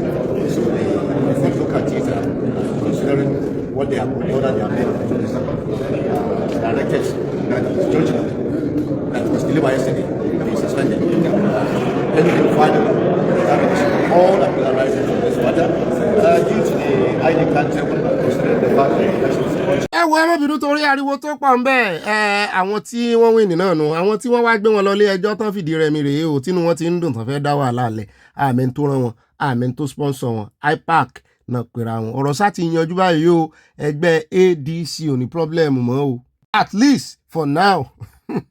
pé mímí kan lé mi àwọn ẹ̀mí kùkùté ara rẹ̀ ló mí ẹjá tẹ̀wájú àròjọ́ mùsùlùkùn àní pé a ti fẹ́ parí ìròyìn náà o eléyìí ni ó wà mú wáyà ń Kogi níbi tá a ti rí hẹlikọ́pítà kan tí wọ́n ń gbé òkú èèyàn kan wọbẹ̀ mú níṣẹ́ ìsọmọ ológun wọn ní kì í sọmọ ológun o wọ́n ní ìkan lára àwọn olórí àwọn agbésùmọ̀mí Kàchálà ló kọ rẹ̀ o wọ́n lòun gangan ní terrorize gbogbo agbègbè Kogi o a military team led by commander of 12 brigade lọ́kọjá kíní rẹ̀ gan wà níbi tí military man yẹn ti ṣàlàyé fún wa fọ́nrán rẹ̀ wà ó dúró sẹ́gbẹ̀ẹ́ igi báyìí ló wá ń yọ sí fídíò wọn ni ẹ bá ń tẹ̀sí ẹjẹ́ àwò wọ́n fòkú rẹ̀ hàn wá o mo ní bá a ṣe fẹ́ rè lẹ́yìn bá ń fi ẹ̀rí hàn ọmọ Nàìjíríà kò ní sí pé wọ́n mọ̀ dáùtì yín ẹjẹ́ àwò. Successfully exhumed the body of Gochudo. Inshallah, we're waiting for the helicopter to come and carry us so that we can recover back to our base. Those are the men that we used to exhume the body. Hard-working, fearless men, the Nigerian Armed Forces, and members of the hybrid force of the official. Gidam Gochudo, today, 15th June 2026, we are here to exhume his body. He was killed on the 10th of June at Iluke when they came to kidnap school children, but God did not allow it happen. So we are able to neutralize him. However, they moved the body here to bury him. So today we are here to exhume the body to carry forward for autopsy and DNA to actually confirm he's the one, so that all these matters will be put to rest. I am Brigadier General KUCD, Commander at 12th Brigade, Nigerian Army. I'm leading a team of about 12 men. We have 2 helicopters hovering overhead from Office of the National Security Advisor. They are giving us cover, watching over us until this mission is completed. It's done. We'll return at Obajana Airstrip. That's one of the helicopters flying. And this is the second one. They are hovering about. That's our helicopter approaching to land and take off.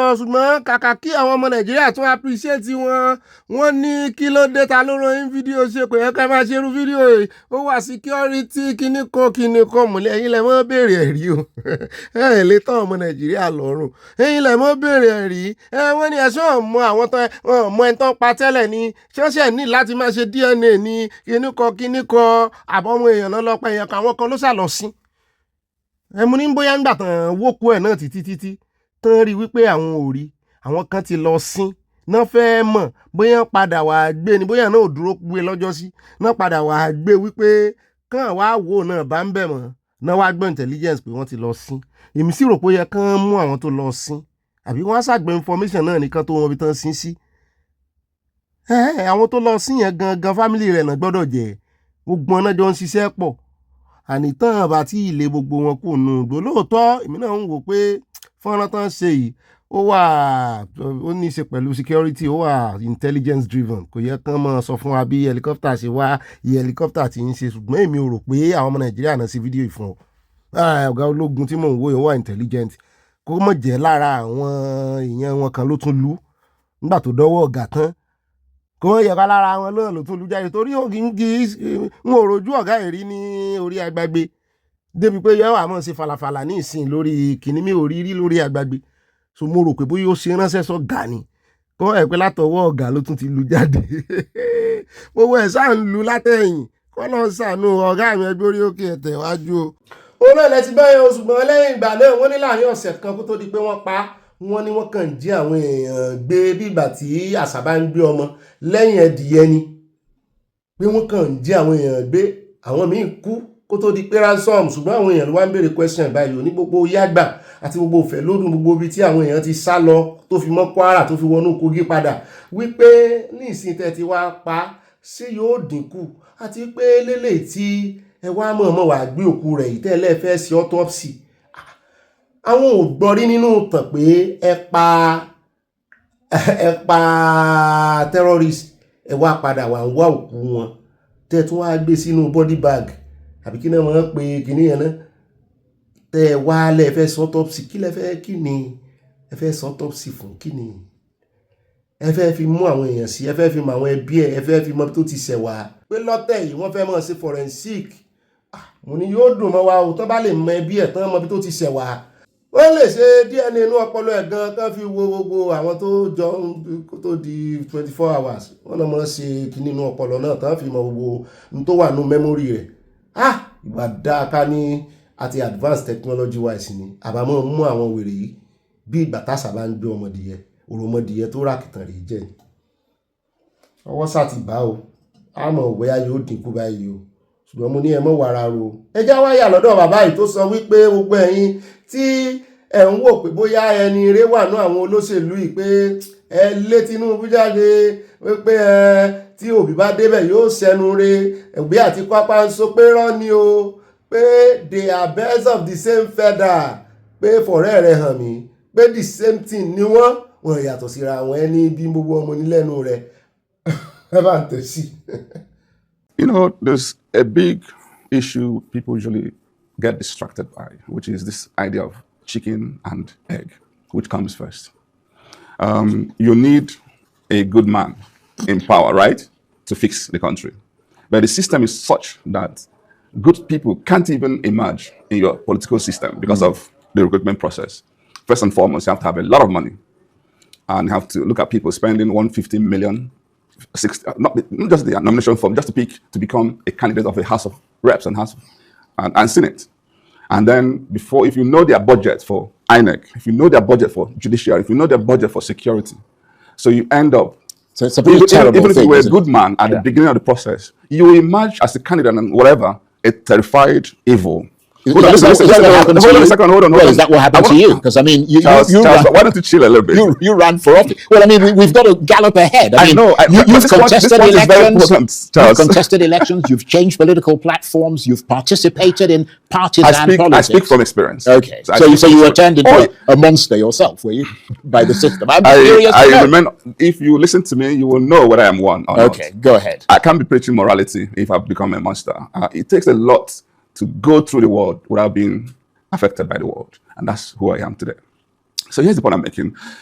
What does it really mean to be valiant? I have shared all of this in our handbook, which is on our website, valiance.ma. And there we said there are 4 levels of alignment that you must have to become truly valiant. We want you to be a good person.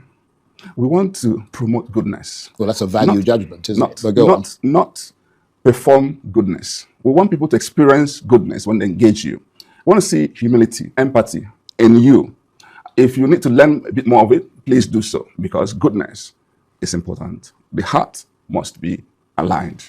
Second is your mind. What do you occupy your mind with? We want you to think positivity, not fill your mind with bitterness and hatred and how to dominate and suppress others. We also bring in the will. We want your action to be positive. So with a good heart, with a disciplined mind, also bring your strength of character. And then bring your heart and your spirit, because every single one of us agree that human beings, man is not the highest authority. There is an authority above man. We want you to align your spirit. When you do so, fear will begin to disappear from who you are as a person. And you will not fear hunger. You will not fear power. You will not fear cultism. You will not fear money. You will not fear all kinds of things that we're scared of, which is what forces us into some of the wrong things we do. When you have conquered this as a person, then you are bold. You can't be intimidated. You can't be bought anymore. And we need awakening of this consciousness. And when we do so, we will be able to even say enough is enough and hold people accountable. And until we get to this level, Charles, you are dealing with symptoms, including this thing you're discussing a few minutes ago with the ADC. These are things that have been rotting for a long time. We've normalized. And so you only speak about it when it comes to your turn. And some of us complain about it. When I went to court, I went to Supreme Court, and I wasn't even in the court. And the Supreme Court ordered my lawyers to withdraw my case without my consent. I spoke about it. Nobody will come until it happens to you before you realize. I'm telling you, Nigeria is not working. And the only way we can deal with this is the only source of hope I see. I am not distracted by this election and nothing going on. I've already seen this a manifestation of something deeper. Let's go to that deepest of issues. I agree with you. Yeah. The real power is not in the blame. That's where your point is weak. The power is in the responsibility. So I'm not exonerating APC. I'm not defending APC. I never went into APC to applaud what I see in APC. What do you see in APC? I see it in all the parties. There are a lot of evil that happened in Nigeria, including in APC, in Labour, in NDC, in LDC, all of them. There's death of morality in politics in Nigeria. Forget who's in power. As a matter of fact, I don't see the difference between all these people running for election. There's no difference between Tinubu, Obi, Kwankwaso, and co. That's what I see. There are our problems right now. I'm saying that because the younger ones need to wake up and stop outsourcing their destiny. Some people who even destroyed Nigeria, hoping that they'll fix it. We have to waken the younger ones. They're the ones that fix this country. Oh no, let it go. Only consciousness. On job and spirituality ni baba ìwà preaching ti wọ́n wípé n tó lè wo Nàìjíríà sàn nìyẹn. Àwọn olórí ìṣá. Àwọn èèyàn wọ́n ran spirituality. Tí apá àwọn ò bá ká sọ̀rọ̀ mọ́nàmọ́ rántí Ọlọ́run. Wọ́n sì mọ́ fi tàn àwọn Nàìjíríà jẹ ni. Ọ̀rọ̀ rẹ̀ kúkú make sense. Ó kàn ṣe ni láàánú wípé àwọn ọ̀dọ́ láǹgbàlàǹgbà àwọn yúùtì tó lòún dúró dè yúùtù náà dà. Ó dá o ibi tí mò ń dúró dè rèé bí awíládé yìí ọ̀rọ̀ bú ṣe arákùnrin tí àáfà onísọnù onímọ̀nà fìkì àáfà báńdíìtì tó ní kán pààyàn kan fi ọ̀bẹ sí lọ́rùn mi ò mọ̀ tí àwọn agbófinró ò tí ì gbé arákùnrin bóyá àwọn aráàlú ni ò sì fẹjọ́ ẹ̀sùn ẹ jẹ́ á sáré dé orí ọ̀rọ̀ rẹ̀ ẹ kọ́kọ́ bá tẹ́ni tó sọ sí kí n tó wá sọ̀rọ̀ lé lórí. Ìfipábáyàn lò tó bá fi kàyàn kí ni ìdájọ́ rẹ̀ nínú òfin ṣẹ̀ríà nínú òfin ṣẹ̀ríà tó bá fi ẹ̀sùn pé ìwọ ò fipá bọ́n lò tó bá fi kàyàn yóò lọ mẹ́lẹ́rìí mẹ́rin wá. Jesus. Are you mad? Tí o bá rí ẹlẹ́rìí mẹ́rin mú wá yóò jẹba 80. Another 5. a ò sì ní gba èyí rẹ̀ mọ́láyé. Ẹ jọ̀ọ́ ẹ dúró ṣé ẹni tí wọ́n tàn wọ̀bì kan tàbí wọ́n gbé tàbí tí wọ́n fi tipátipá bá lájọṣepọ̀ níbo ni ó ti rí èèyàn mẹ́rin tí ó sọ pé òótọ́ ni ẹ jọ̀ọ́ níbo ni ó ti rí èèyàn mẹ́rin. Sẹ́yìn náà ti gbọ́ lórí ọ̀rọ̀ sàríà tá a mọ̀ pariwo lé lórí wọ́n ní sáà tí ẹ̀ mọ́ tá à ń sọ sáà mọ ìwúlò sàríà mo ní ìwúlò sàríà kìíní ń tá a mọ̀ wúlò ẹ̀ tó má láàfíà ìjọba ńlẹ̀ Yorùbá la fẹ́ a ti rí àrísà sàríà lọ́ọ̀kan a ti rí nílẹ̀ Haúsá a ti rí nǹkan fi dálẹ̀ kò yanjú ọ̀rọ̀ níwọ̀ wá dé ó ní lára àdájọ́ yín nù sàríà bẹ́ẹ̀ bá gbé délẹ̀ Yorùbá tán bá fi tán bá fipá bá ọmọ lò pọ̀ tó wá fẹjọ́ sùn wípé ó gbọ́dọ̀ pèsè ẹlẹ́rìí mẹ́rin, pé láì pèsè ẹlẹ́rìí mẹ́rin kán wá mú ẹgbà kan tò sí nídìí kan nà. Mo sì ti rí fọ́nrán irú ẹ̀rí tán ti ń na obìnrin tán nà gidi. Mo ní bóyá ohun tó ṣẹlẹ̀ rí, bóyá kó wá fẹjọ́ sùn pọ̀ bó ń sùn kò pèsè ẹlẹ́rìí. Mo rí kan náà tó jẹ́ wípé wọ́n so ọwọ́ rẹ̀ rọ̀ báyìí ni wọ́n ti bọ́ sí ìhòòhò ọmọlúàbí, wọ́n so ọwọ́ rẹ̀ rọ̀, wọ́n wá dáná sí lábẹ́ lójú ara. Mo mọ̀ pé ojú ara yẹn ti bàjẹ́, ó ti ṣe kò tó bọ́lẹ̀ wọ́n. Mo ráwọn ọmọ kan náà tán kán kíní, wọ́n ti fi kẹ́ẹ̀gì ilẹ̀ rọ́bà jẹrikan wọ́n ti lọ fi sínú iná, yẹn wá ń kán bí liquid fire, wọ́n wá ń kán sí wọn lára. Kí ni mo fẹ́ sọ? Ṣé ń tán fi agídí bá sùn tán mú wọ kọ́nà, ṣé ìta gbangba náà ti máa bá sùn ni níbi tí ẹlẹ́rìí ó wà? Àbáwọn tí wọ́n bá sùn náà máa wá ṣẹlẹ́rìí ẹ̀?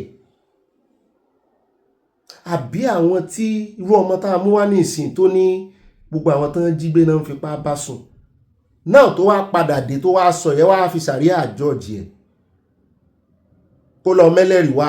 Ṣé ẹ lè tẹ̀lé lọ sọ́dọ̀ àwọn bandit? Sàn bandit ni kó lọ pè lẹ́lẹ́rìí? Sàn bandit ni kó lọ pè lẹ́lẹ́rìí? Ó dáa tó bá wá mẹ́lẹ́rìí wá láàrin àwọn tán jọ bá sùn, bóyá tán ti fílẹ̀, ṣé ẹ̀ ní táwọn yẹn náà sọ fún yín pé wọ́n bọ̀ sùn, ṣé ẹ̀ ní nìkan náà tún lọ mẹ́lẹ́rìí wá? Ẹlẹ́rìí mélòó lẹ fẹ́ produce? Ṣé èèyàn máa ń lẹ́lẹ́rìí níbi tán ti ń fi kíní báyàn sùn, ipá báyàn sùn? Àbí fóònù wà lọ́wọ́ rẹ̀ tí ó fi mọ́ rìkọ́ọ̀dù ẹ̀? Bó bá ṣe ẹ̀wà mẹ́rin wọ́n bò ń sùn, ẹ̀ ní sọ wípé òun náà gbé ara rẹ̀ lẹ. Ìka níyín o. Ṣé bẹ́ẹ̀ ṣe ń ṣe àwọn obìnrin rẹ̀ nù sàríà? Ẹ ti mú obìnrin lẹ́rú. Bẹ́ẹ̀ ṣe ń ṣe abálájọ, bẹ́ẹ̀ bá wo Iran dáadáa, ọ̀pọ̀lọpọ̀ àwọn obìnrin wọn wọ́n takú sínú ilé ni, wọ́n borí ni, wọ́n jẹ́ kán lẹ́nu ọ̀rọ̀, wọ́n lè drive mọ́tò, wọ́n lè ṣe technology, kò sí nǹkan kan tán lè ṣe. So ń tẹ́ fẹ́ fi sàríà dá lẹ́rìí? Àyá kí ló sọ? Kí n sọ̀rọ̀ lórí ọmọ tán gé lọ́wọ́ tán ní tó bá jalè wọ́n gé lápá ọ̀tún, tó bá tún jalè lẹ́lẹ́kejì wọ́n gé ní ọwọ́ ẹlẹ́kejì, kò ní lọ́wọ́ mọ́, ó di mèkútúrú. Ní ká gé wọn lọ́wọ́ méjèèjì lẹ́ẹ̀kan náà. Okay, good. Ọmọ yẹn ti wá jalè lẹ́ẹ̀mejì torí inú ojú ló lè máa ń wà, wọ́n ti wá gọ́wọ́ ẹ̀ méjèèjì. Oye, kí ni ètò tí Islam ṣe fọ́mọ yẹn pé yóò fi ṣègbésí ayé ẹ̀ tó kù? Àwọn fámìlì ẹ̀ ló máa tẹ́kì ẹ̀ náà. Ó máa di liability fáwọn ẹbí ẹ̀. Kò ní di liability, ṣé ń gbọ́? Iṣẹ́ wo lèèyàn lè ṣe láì lọ́wọ́ méjèèjì? Iṣẹ́ pọ̀ tán lè ṣe. Ẹ fún mi l'example ṣe márùn-ún téèyàn lè ṣe láì lọ́wọ́ méjèèjì. Ẹ bá wo àwọn ọ̀pọ̀lọpọ̀ àwọn míì tó pé yàtọ̀ sí pé wọ́n bí wọn lọ́wọ́ ṣẹ̀mí pẹ̀lú òfin ṣẹ̀ríà, wọ́n ṣàn live fine tọ́lẹ̀ ń gbégbèsè ayé wọn, pàápàá jùlọ nílẹ̀ Yorùbá yìí náà. Àníṣe wo lèèyàn lè ṣe láì lọ́wọ́ méjèèjì? Ìyẹn tó bá ti rọ̀ Ọlọ́run ló lè ṣe náà, òun ló mọ tó bá fẹ́ ṣe. Kò sí ní dáa fún ọ fún tó sọ, gbogbo ẹbí rẹ wọ́n sì gé lápá, wọ́n gé ọ lápá, gé ẹlẹ́sẹ̀ tọmọtọmọ, ìwọ lórí burúkú tó lè dáa fún ẹbí rẹ. Ayé ẹ̀ ò sì ní dùn, ò ní báyé mu mọ́ láti sìn lọ́wọ́. Bẹ́ẹ̀ ni bá gbà tó ṣe sọ yí pé kí wọ́n géyàn lápá, kí wọ́n géyàn lẹ́sẹ̀, yóò sì mọ oúnjẹ jẹ, yóò sì mọ ríṣẹ́ sí wọn gé ọ lápá, ó ṣẹ̀ṣẹ̀ kékeré lé Haúsá, wọ́n sì gé ọ lápá, gé ọ lẹ́sẹ̀, yóò sì dórí rẹ ìran rẹ tọmọtọmọ lọ́la àwọn alálẹ̀ ìlú tó fẹ́ alógbòrò àtàpátọ̀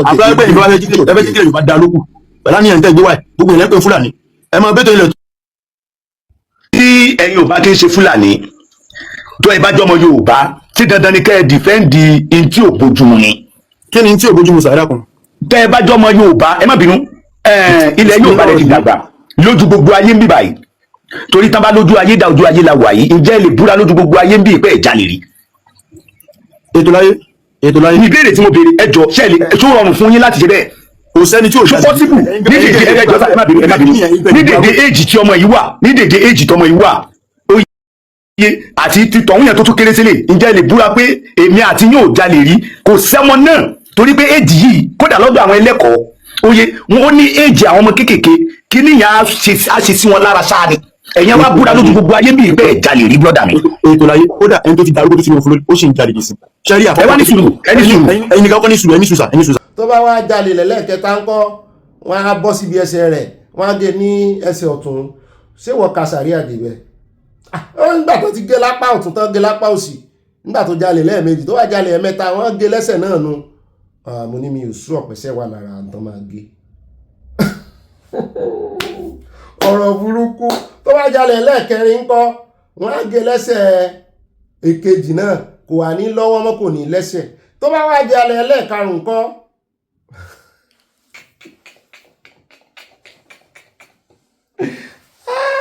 èmi nígbà tó tiẹ̀ ti ń sọ wípé ẹ ń bá mọtí tó mú lálàkọ̀kọ́ kán nà ẹ ń bá mú lẹ́lẹ́kejì kí náà ní kán ṣe fún ẹlẹ́ẹ̀kẹta kán pa ẹ̀yin Yorùbá ẹ̀yin lẹ́lẹ́bí o wọ́n tún òwe ìbò tó sọ wípé if you fool me once ó ní ìwọ ló wà at fault you are at fault if you fool me twice the second time ó lè mí ní kẹ́ ẹ wá mú lẹ́gọ̀ pé mi ni mo gọ̀ pé wọ́n gbá mi lálàkọ̀kọ́ oh my God ìwọ ló wà at fault o nítorí ó lè ní ọ́ o ó lè ní ọ́ o ó lè ní ọ̀hún nígbà o ó tún wá di next week ló bá tún wá sórí ẹgbà ló bá tún wá sórí agbágbé wọ́n tún ti gbá o ìwọ ló gọ̀ ìwọ tó ń gbá gangan ló gọ̀ so ẹ̀yin ọmọ Yorùbá wọ́n ti ń tojú ẹlẹ́sẹ̀ mẹ́sàn-án yín ká o ń tán ṣe fún yín wọ́n sì ṣe jù bẹ́ẹ̀ lọ àdúgbà tán ti gé ọwọ́ méjèèjì tán gé ẹsẹ̀ méjèèjì kì í ṣe ọrùn lókù tán fi ọ̀bẹ sí tán gé wọ́n sáwà nǹkankan gé ó sì wá jófin gígé ẹ bẹ̀rẹ̀ láti ìka kẹ́ẹ̀gé ìka kìíní ìka ṣé ìka gan dùn gé a fẹ́ pa ẹdìyẹ gan àmọ́ sásàánú náà ní pé ẹ̀jẹ̀ náà rèé ẹ̀yà ìka o ọ̀dájú ni yín o ẹ yàtọ̀ sí bandit inú igbó ẹ̀mí kan náà spirit kan náà ló wà nínú yín o the only thing tẹ́ fi yàtọ̀ ni wípé ẹ̀yin kàn ń gbé láàrin ìgboro ẹ daṣọ èèyàn bóra ẹranko ni yín ẹranko gbáà ni yín ìwà àfáà tó sọ̀rọ̀ yẹn ẹranko ni ọ́ o yóò sì ṣẹlẹ̀ sí ọ́ o àti ìran rẹ tó jẹ́ wípé ọmọ rẹ ó délé báyìí yóò ní wọ́n ti ṣe kinní kan fóun o wọ́n fi pábọ̀ ń lò pọ̀ o ọ wà á sọ fọmọ tó bínú pé reproduce rí wá tí ò bá ti wá produce rí ó wà nìkan tó ẹgbà sí nídìí ìka aláòbí onímọ̀nà fíkì aláyébàjẹ́ ọmọ àlè Yorùbá láwọn eléyìí o ó pọ̀ kéékèèké lẹ́ǹgbọ́ yìí o àmọ́ tú owó bí tá bá ti ń rí tán fòfin sàrí àwọn ṣe àmọ́ gbé wá àjọmọ́ èmi náà ti ń lọ ń gbọ́ ẹ̀sìn bàbá díẹ̀díẹ̀ wọ́n yọ lọ rẹ̀ á tu ń tẹ́ ẹ rí ẹ sọ ń tẹ́ ẹ rí ẹ pé wá ní gbàkẹ́ bàlàáfíà lẹ Yorùbá jẹ́ tí wá nìyẹn kì í ṣe torí ọ̀rọ̀ ẹ̀sìn ms bàbá ó lè mọ àyà ìwọ náà ṣe sàlálì wà sàlà ms bàbá lè mọ ṣe tẹ̀sìn tiẹ̀ o ṣùgbọ́n àwa nítorí ti ìran ni kí kìrìsìtẹ́nì náà ṣe àtúwọ́n ta kìrìsìtẹ́nì lèmi tó bá ti ń fẹ́ dípò fẹ́ mọ́ ta àbùkù bá ìran wa ẹ̀sìn ò borí ìran ni first kẹ́sìn tó wá torí ìran ní ṣẹ̀sìn ìran ju ẹ̀sìn lọ ṣùgbọ́n lọ́dọ̀ àwọn alákatakítí ẹ̀sìn ju ìran lọ torí ẹ̀ gbogbo tán bá nú ẹ̀sìn báyìí kódà kó mọ́ sínú Quran kó jẹ́ pé ìwé àdàmọ̀dì mí ìnàrè ká àwọn tírà míì àwọn kílókọ̀ tó wọ́n pe léyìí tí ìṣe Quran yẹn náà ó kẹ̀dà bí báà náà ṣe nínú Bíbélì a níbi tí Jésù ti sọ̀rọ̀ a níbi tí Ọlọ́run ti bá Jésù sọ̀rọ̀ tó bá Mósè sọ̀rọ̀ àwa ní àwọn ọmọ ẹ̀yìn Jésù táwọn náà kọ tiwọn hadith táwọn ń pè ní epistles according to St. John according to Matthew according to ele and that Johannu wọn náà ní hadith tiwọn ṣùgbọ́n gbogbo ilé tẹ́ rí inú hadith náà ó kàn dàbí kíkan náà ọmọ ẹ̀yìn Jésù máa sọ fún wa wípé Jésù ní a máa pààyàn ó sì wà nínú Bíbélì ṣùgbọ́n òun ló kọ ká máa ní Jésù kọ́ ló sọ bẹ́ẹ̀ òun kọ́ ló sọ bẹ́ẹ̀ lóòótọ́ ọ̀tọ̀ ni ohun tí Jésù sọ ọ̀tọ̀ ni tí ọmọ ẹ̀yìn sọ ṣùgbọ́n nígbà tá a ti kó owó ẹ̀pọ̀ sínú Bíbélì wọ́n ti di kíni torí ẹ̀ lẹ́sìn rí tó bá ń kóòtì àdíìtì náà kan máa bínú Kùránì kọ́ àdíìtì kíní kan ló sọ yẹn ò dáa àdíìtì náà kọ́ náà fi ń pa àwọn èèyàn nísìn ẹ wo orú ẹjọ́ tán fẹ́ máa fi ṣàríà dá tí èèyàn ó bá èèyàn sùn níta gbàǹgbẹ́ ń fẹ́ ipá ni wọ́n náà fi ipá bóun sùn bóun ló ṣe fẹ́ lẹ́rìí pé wọ́n fipá bọ́ ọ sùn, and the only ẹ̀rí láyé sáyẹ̀nsì bá ṣe pé ọgbọ́n àfààyàn ò gbé àti wípé wọ́n ní ìmọ̀ agídí akatakítí ló pọ̀ nínú ọpọlọ wọn. Tẹ́ bá tiẹ̀ wà nítorí ẹ̀rí ẹ dúró lórí kí ni tó yẹ kẹ́yìn ṣe báyìí ló yẹ kẹ́ ẹ wá ẹ̀rí fún, kẹ́ ẹ gbé lọ hospital, kán yẹ̀ wò, kán yẹ ara ẹ̀ wò, kẹ́ ẹ wò wípé iye àtọ̀ mélòó náà bá lára rẹ̀. Technology wà tó lè dictate ẹ̀, ẹ rí ń bẹ̀ bóyá wọ́n fipá bá lò ní ọwọ́ ojú ó kódà kí nǹkan kan mọ̀ sí lójú ara, ọwọ́ tán fi gà á bóyá lọ́wọ́ ni lọ́rùn ni ní gbogbo ẹ̀ test máa gbé jáde. So kò ní ìdí pé wọ́n ẹsẹ̀ mú ọ̀rẹ́, ẹ̀yin gan lọ́rẹ́ tọ́ sí o, kán nà ìjájà, kán ná wèrè jáde lára yín, torí wèrè lèmi ka ilé sí ó ti wá pẹ́, ó ti lìkì mọ́ yín lára, ó ti da láǹgànà. Ẹ bá ń pe lọ́dọ̀ àwọn àfáà alálàáfíà nítorí àwọn eléyìí ká sọ̀rọ̀ àbùkù sí àwọn alálàáfíà, àwọn ẹlẹ́sìn gidi. Ẹ bá ń pín dọ́dọ̀ kan náà ṣe analysis sí. Bàbá lèèyàn kankan tó ṣe ẹpin kan mi, mo fẹ́ kán sọ̀rọ̀ lórí ọ̀rọ̀ yìí náà tí ń wá sàríà. Irú mufti ẹlẹ́nu ń ru kí ló ń tiẹ̀ fẹ́ sọ, kí ló fẹ́ sọ. Ẹni sàríà tán pariwo yẹn ẹni kó bẹ̀rẹ̀ sí treat ẹ̀, tán bá tó bẹ́ẹ̀ kán bẹ̀rẹ̀ sí treat ẹ̀. Òfin Nàìjíríà gan òní kẹ́ géèyàn lọ́wọ́ géèyàn lẹ́sẹ̀ tó bá jalè, orí èyí jí nǹkan nu pọ́ọ̀tì.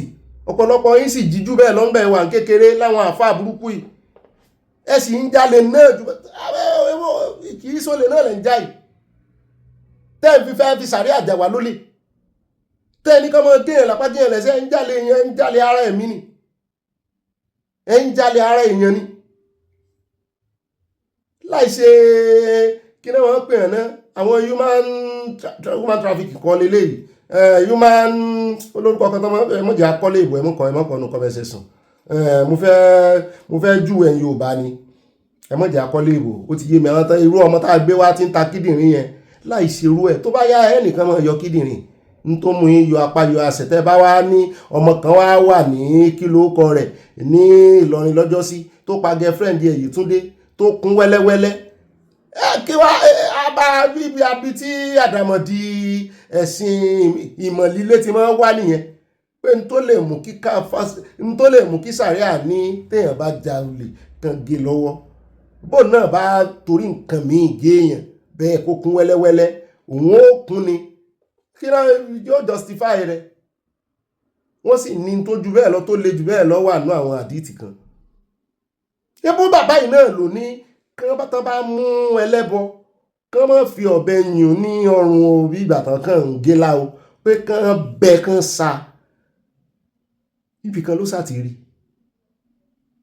kìí ṣe inú Kùránì, nínú àdìtì.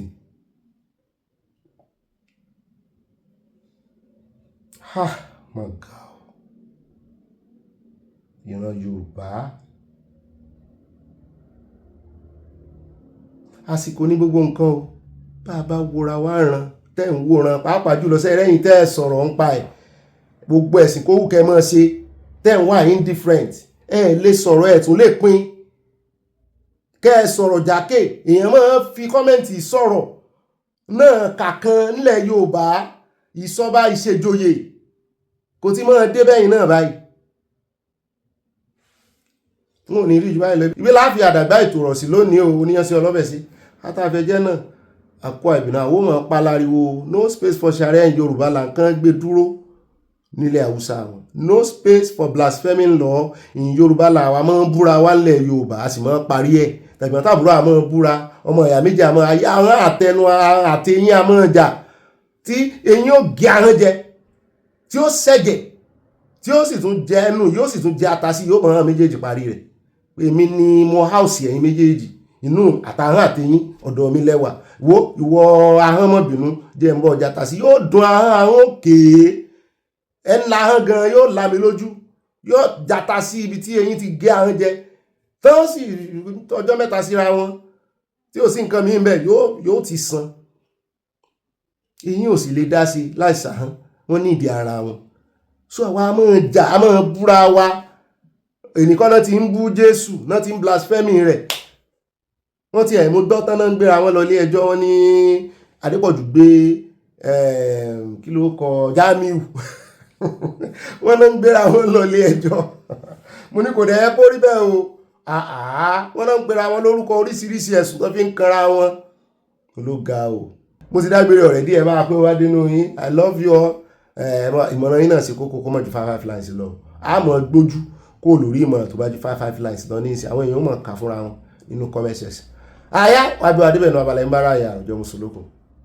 ó dáwọ́ káàbọ̀ sínú Abala Ìmbáráyé bí láti gbọ́ part 2 gbogbo ohun tí Seyi Makinde tó bá àwọn tó lọ ṣe protest sọ lára rẹ̀ jẹ́ sáré sí atótónu díẹ̀ síwájú ọ̀rọ̀ tó ṣe pàtàkì létí tèmi náà ni ó ní negotiation pé ìtumọ̀ rẹ̀ lọ́dọ̀ tó ni pé ojúbọ̀rọ̀ ò ṣe gbọmọ lọ́wọ́ èkùrọ̀ mọ́ bá lọ báwọn ará bí ìṣe negotiation tán gbà fún wọn àwọn ń jọ ń sọ̀rọ̀ lóòótọ́ ṣùgbọ́n tán bá lọ agree sí gbogbo terms wọn aláwọn máa secede sovereignty Nàìjíríà ìtumọ̀ náà ni pé ó sì ń dúró lórí wípé wọ́n ń béèrè fún law wọ́n ń béèrè fún sharia wọ́n ń béèrè láti gba apá kan ní orílẹ̀-èdè Nàìjíríà látọ̀yọ̀ túmọ̀ sovereignty nìyẹn pé nínú negotiation tán bá wọn sọ tán bá gbà fún wọn ó máa mí pé kàn secede ẹgbọ́n lẹ́nu rẹ̀ bẹ́ẹ̀ náà ni Ọ̀gbẹ́ni sọ ó ní ẹjẹ́ kọ́kọ́ parí ti Seyi Makinde ó ní Ọ̀yọ́ ìṣe Chibok tán ti kó àwọn èèyàn lọ lọ́jọ́ sí tó yẹ pọ̀pọ̀lọpọ̀ ọmọ skul tán kó lọ wọ́n rí wọn dọ̀la wọ́n ti marry me off wọ́n ti tẹ̀ láwọn kọ̀mándà lọ bẹ́ẹ̀ náà ni VDM wá dá lóhùn VDM gan ló ti kọ́kọ́ sọ̀rọ̀ VDM làbà kọ́kọ́ mú ṣùgbọ́n ẹ mọ́ bínú ẹ jẹ́ nǹkan sáré ṣe pápá àpàká tó tẹ̀ àní sọ nǹkan kan láàrin ẹ̀mọ́ ọjọ́ ti lọ VDM ní tó bá jẹ́ ti kàn bán wọnú jù pé kó wò ń dáadáa òun àtàwọn elégbè wọn àwọn ṣetán láti bá wọn wọnú oko wọn lè pa wọn tán mo ní tí Sunday Igboho náà sọ fún ọ lọ́jọ́ sí rè tíyún tiẹ̀ tún nípa tó lágbára ju ṣé VDM fẹ́ rè dáyà kọ ta ni òun náà ìbílẹ̀ ló náà o ṣùgbọ́n òun ò ní experience security tó ṣe àwọn fúnkú oorun so ngbà tẹ́ ń tó lẹ́ experience gan-an ni ẹjẹ́ kàn jọ lọ jẹ́ àbí kò ń wọgbó ẹ fòun lẹ̀ gan kò ní kẹ́ ẹ tiẹ̀ tẹ̀lé òun àbí kò ń tẹ̀lé yín ẹ fòun lẹ̀ òun mọ bóun ó ṣe ṣe intelligence òun ní rárá wọn kọ̀ ẹ̀gbọ́n tí wọ́n fi dá VDM lóhùn bóyá wọ́n ní kánjọ wọgbó ni ṣé Seyi Makinde ju ẹni tó fẹ́ tẹ̀lé yín wọgbó mo ti ẹ̀gbọ́n tán nínú ọ̀rọ̀ rẹ̀ náà mi ò wá tí ì rí fọ́nrán ẹ̀ ó sọ wípé òun ti lé ní 60 years báyìí pé ẹrù òbodò òun ẹ̀ ń bá fẹ́ kán ludò lẹ́rù ń bá òun náà lè tẹ̀lé wọn. lákòótán ara wọ́n bára wọn sọ̀rọ̀ àjọgbọ́n nísìnyí o làwọn èèyàn bá tún yin VDM wọ́n ní style tó ń tún lò yìí wọ́n ló tún fẹ́ dáa ju ti Sowore lọ ọmọ Nàìjíríà ṣá tẹ́ ẹ̀ bá tí ìtẹnu bá Sowore tí clear mind ara yín. Oyo State is not Chibok. Let's move, please. We will do everything humanly possible to bring our children back. That you want the perfect time to go and rescue them. They'll keep their children there for long. And then they may even marry them off to other kidnappers. At the end of the day, there must be collateral damage to send a message to these kidnappers once and for all. So please, sir, that is why we are saying enough is enough. And if you are ready, we are all ready to go with you to the bush and do it today or tomorrow. Because these people, the moment they push you and you are not able to push them back, I have been studying them for the longest. They will claim the land. Very soon, they may start asking you for levy. The farmers must soon be paying levy to stay in Oyo State. Like I said, you did not go into the bush when they killed the teacher. You were not there when they killed the teacher. Nobody tried to force themselves inside and they killed the teachers. So, Mr. Governor, I think this is the time you let those terrorists and those bandits know that we actually don't care. There will be collateral damage and we are all ready for it. Ọlọ́run mo sì nífẹ̀ẹ́ bọ̀bọ̀ yìí sí.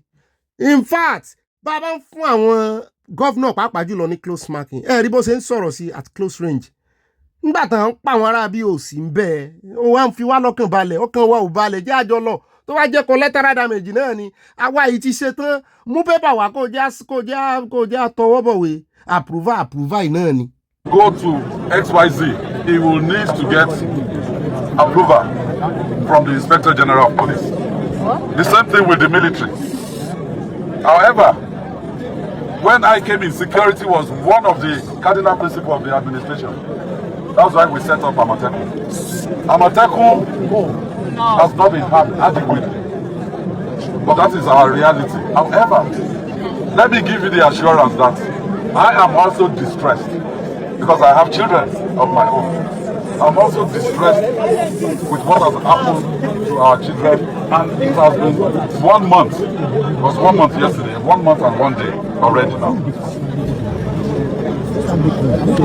Because of the nature of the security situation that is involved, I cannot divulge a lot of information. But I can tell you that there's no information that any of those children or their teachers have died. That's all. And because it is a rescue operation, and this is the first time anywhere in Nigeria that they've kidnapped people or abducted people, that they have done it. This is the first time they've done. Hi guys, my name is Chibok. I'm making this video to apologize to all Muslims all over the world, my fans, my friends, my family that are Muslim. I'm making this video. I want you guys to forgive me if I say anything, to that we better more Islam. I want you guys to go back to the video, try and listen to what I say. So I'm trying to say to them, much about this religion. I'm seeking for knowledge on it. So how can we on so because the professor I shall be not about sorrow compared with holy back on. Muslim,